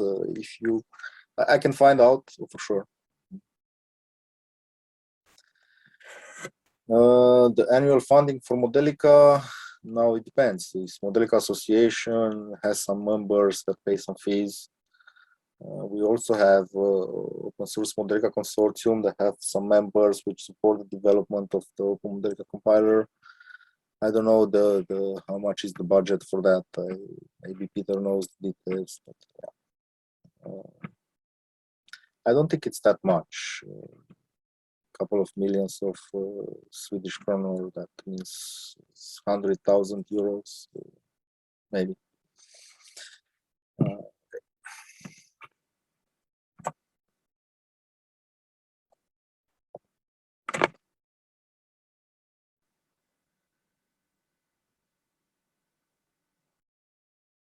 Okay. I will leave you for 5 minutes to play with this model, and then I come back and we'll try to do it together. Yeah.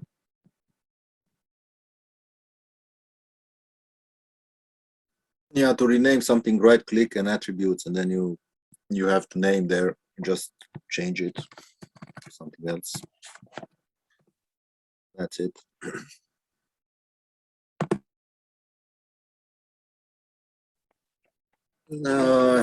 You can import shapes from various CAD tools and link those with Modelica models.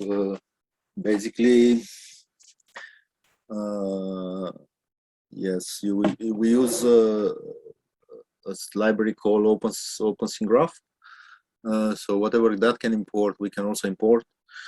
You can also link together with things like Unity or things like Unity and such with Modelica models or FMUs and such.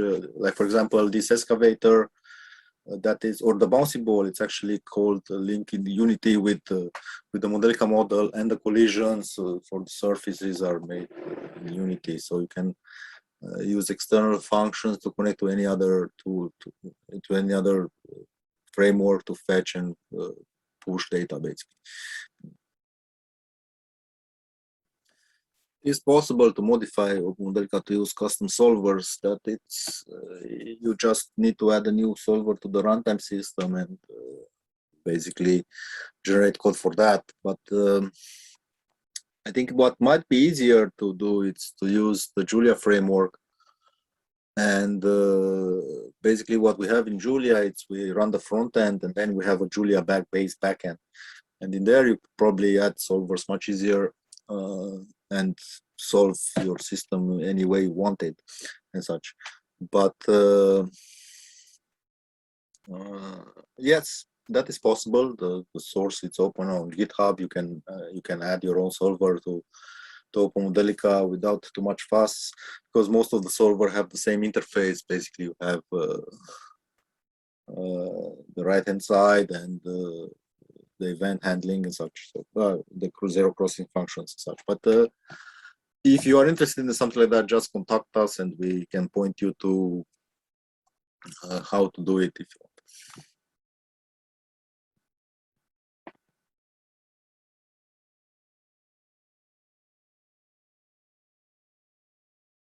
Yes, that is true that the tiering part is not really supported that well. We need to add transformation for that and be able to project through the tiering variables. We have we are actually trying to improve the debugger a bit more, and we have a huge list of improvements and such. The only problem is we don't have too many resources to do all that. Of course, we will get to it as much as possible, but there are priorities, and as such, some of that it's not prioritized too much, I would say. The most priority it's on library coverage first, and then it's usability of OMEdit and how fast it is, and so on and so forth. So, but we'll also improve the the debugger as much as possible based on research grants. Okay, I didn't got that. It's possible both with FMU. It's a bit different. You export the Modelica model in FMU form, and then you import it into another tool, and then you can combine these things together. You can also run the Modelica model and then use external C functions to connect to the other tool, like TCP/IP or whatever you want, basically what kind of interface that tool has, and so on. So it's possible with both of them, but it's a bit different. In the case of Modelica, you will need to run the executable and the other tool. In the case of FMU, then the other tool will import your model and run it.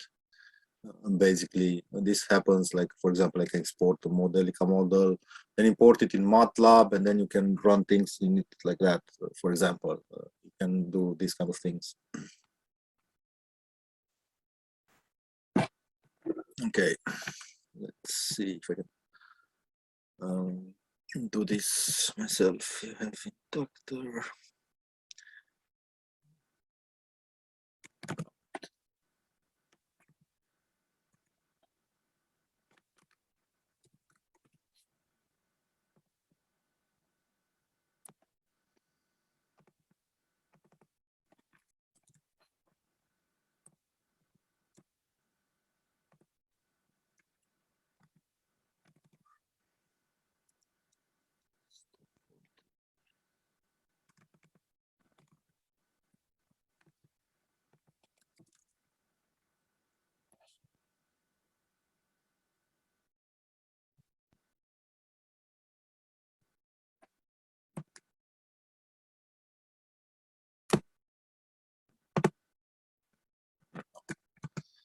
I think it's step, it's the block, it's voltage is the actual source.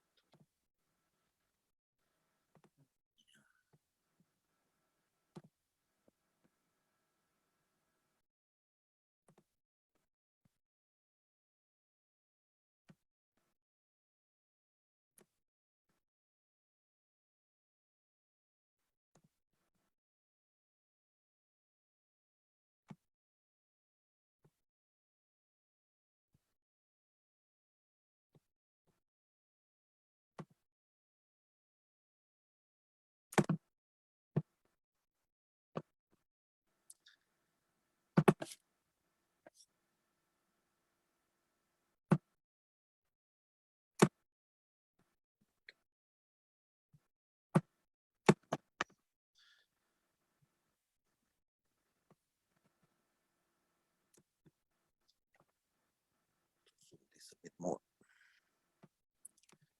It's easier to handle.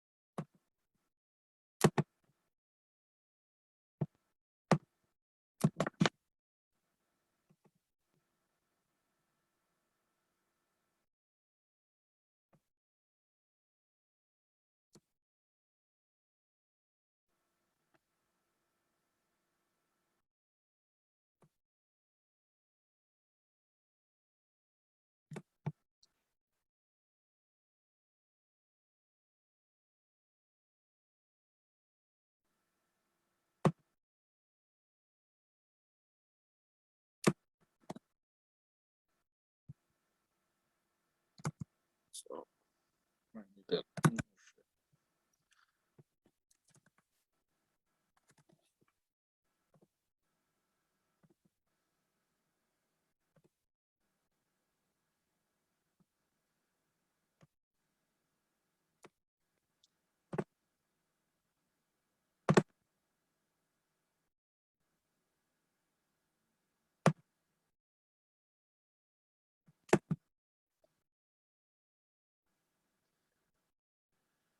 okay, now we have something.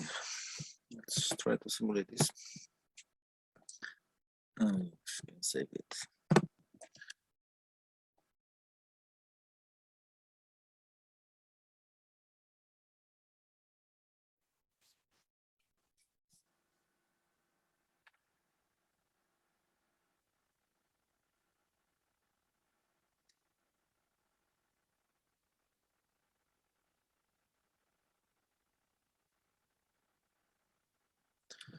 Okay, let's look at the inertia.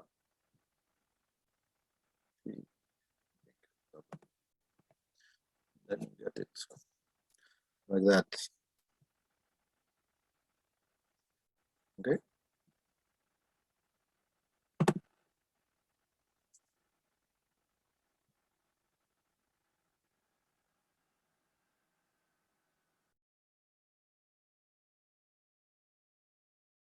Okay.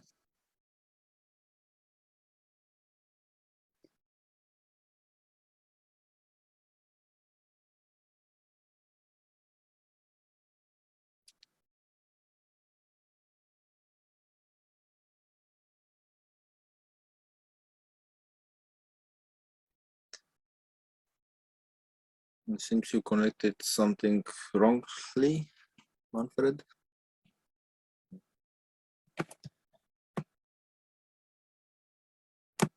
But yeah, the question is what? If you want, I can put you together with Adil in a breakout room. You can check, you can share the screen and show what the problem is. Let's try to do that.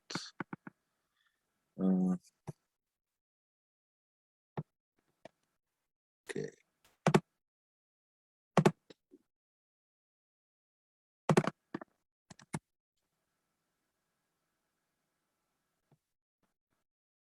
That would be, yes.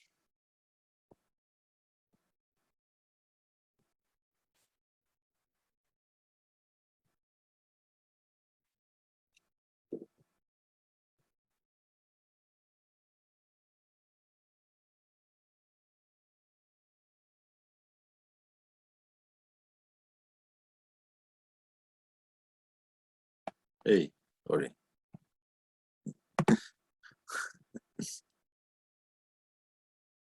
Yeah, I haven't used this breakout room so much. I think I invited everybody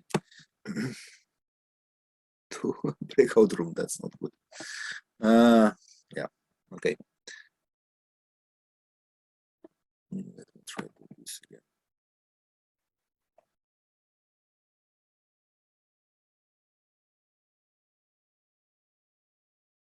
Yeah, probably there are, let's check, maybe there is a different EMF.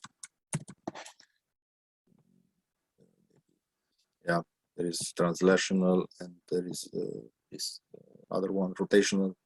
Maybe you use the translation one. Okay.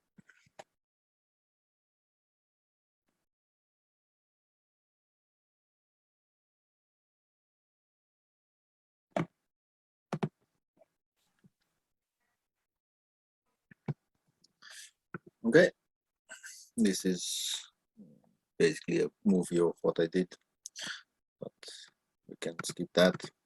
There are some more examples. Yeah, basically this is how it looks like after you flatten it with all the equations from the connects and everything. These are the sum to zero, and the potentials are kept the same as such. Then you have transformation to ODE or DIA for simulation and such. You can also have there are some other exercises you can play with or use do your own model and so on. But this is it. You can learn more. There are some things also. This tutorial, it's on OpenModelica page, some older version. You can also look for things at Modelica Association. There are some books available. And yeah, thank you a lot for this. And you can see the flattened equation in OMEdit. Let me show you that. Just right click on the model and let's keep this. So you have the model in there, right click on the model and say instantiate model. And this is what you get. Those are the flat equations, basically.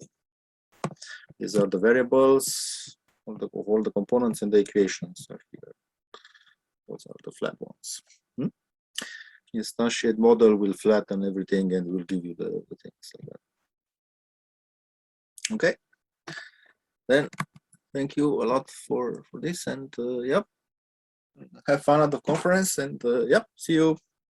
If you have any questions, just send us an email and we can find if we don't know, we can point you into the right direction. Okay, thank you. Thank you very much. Bye bye.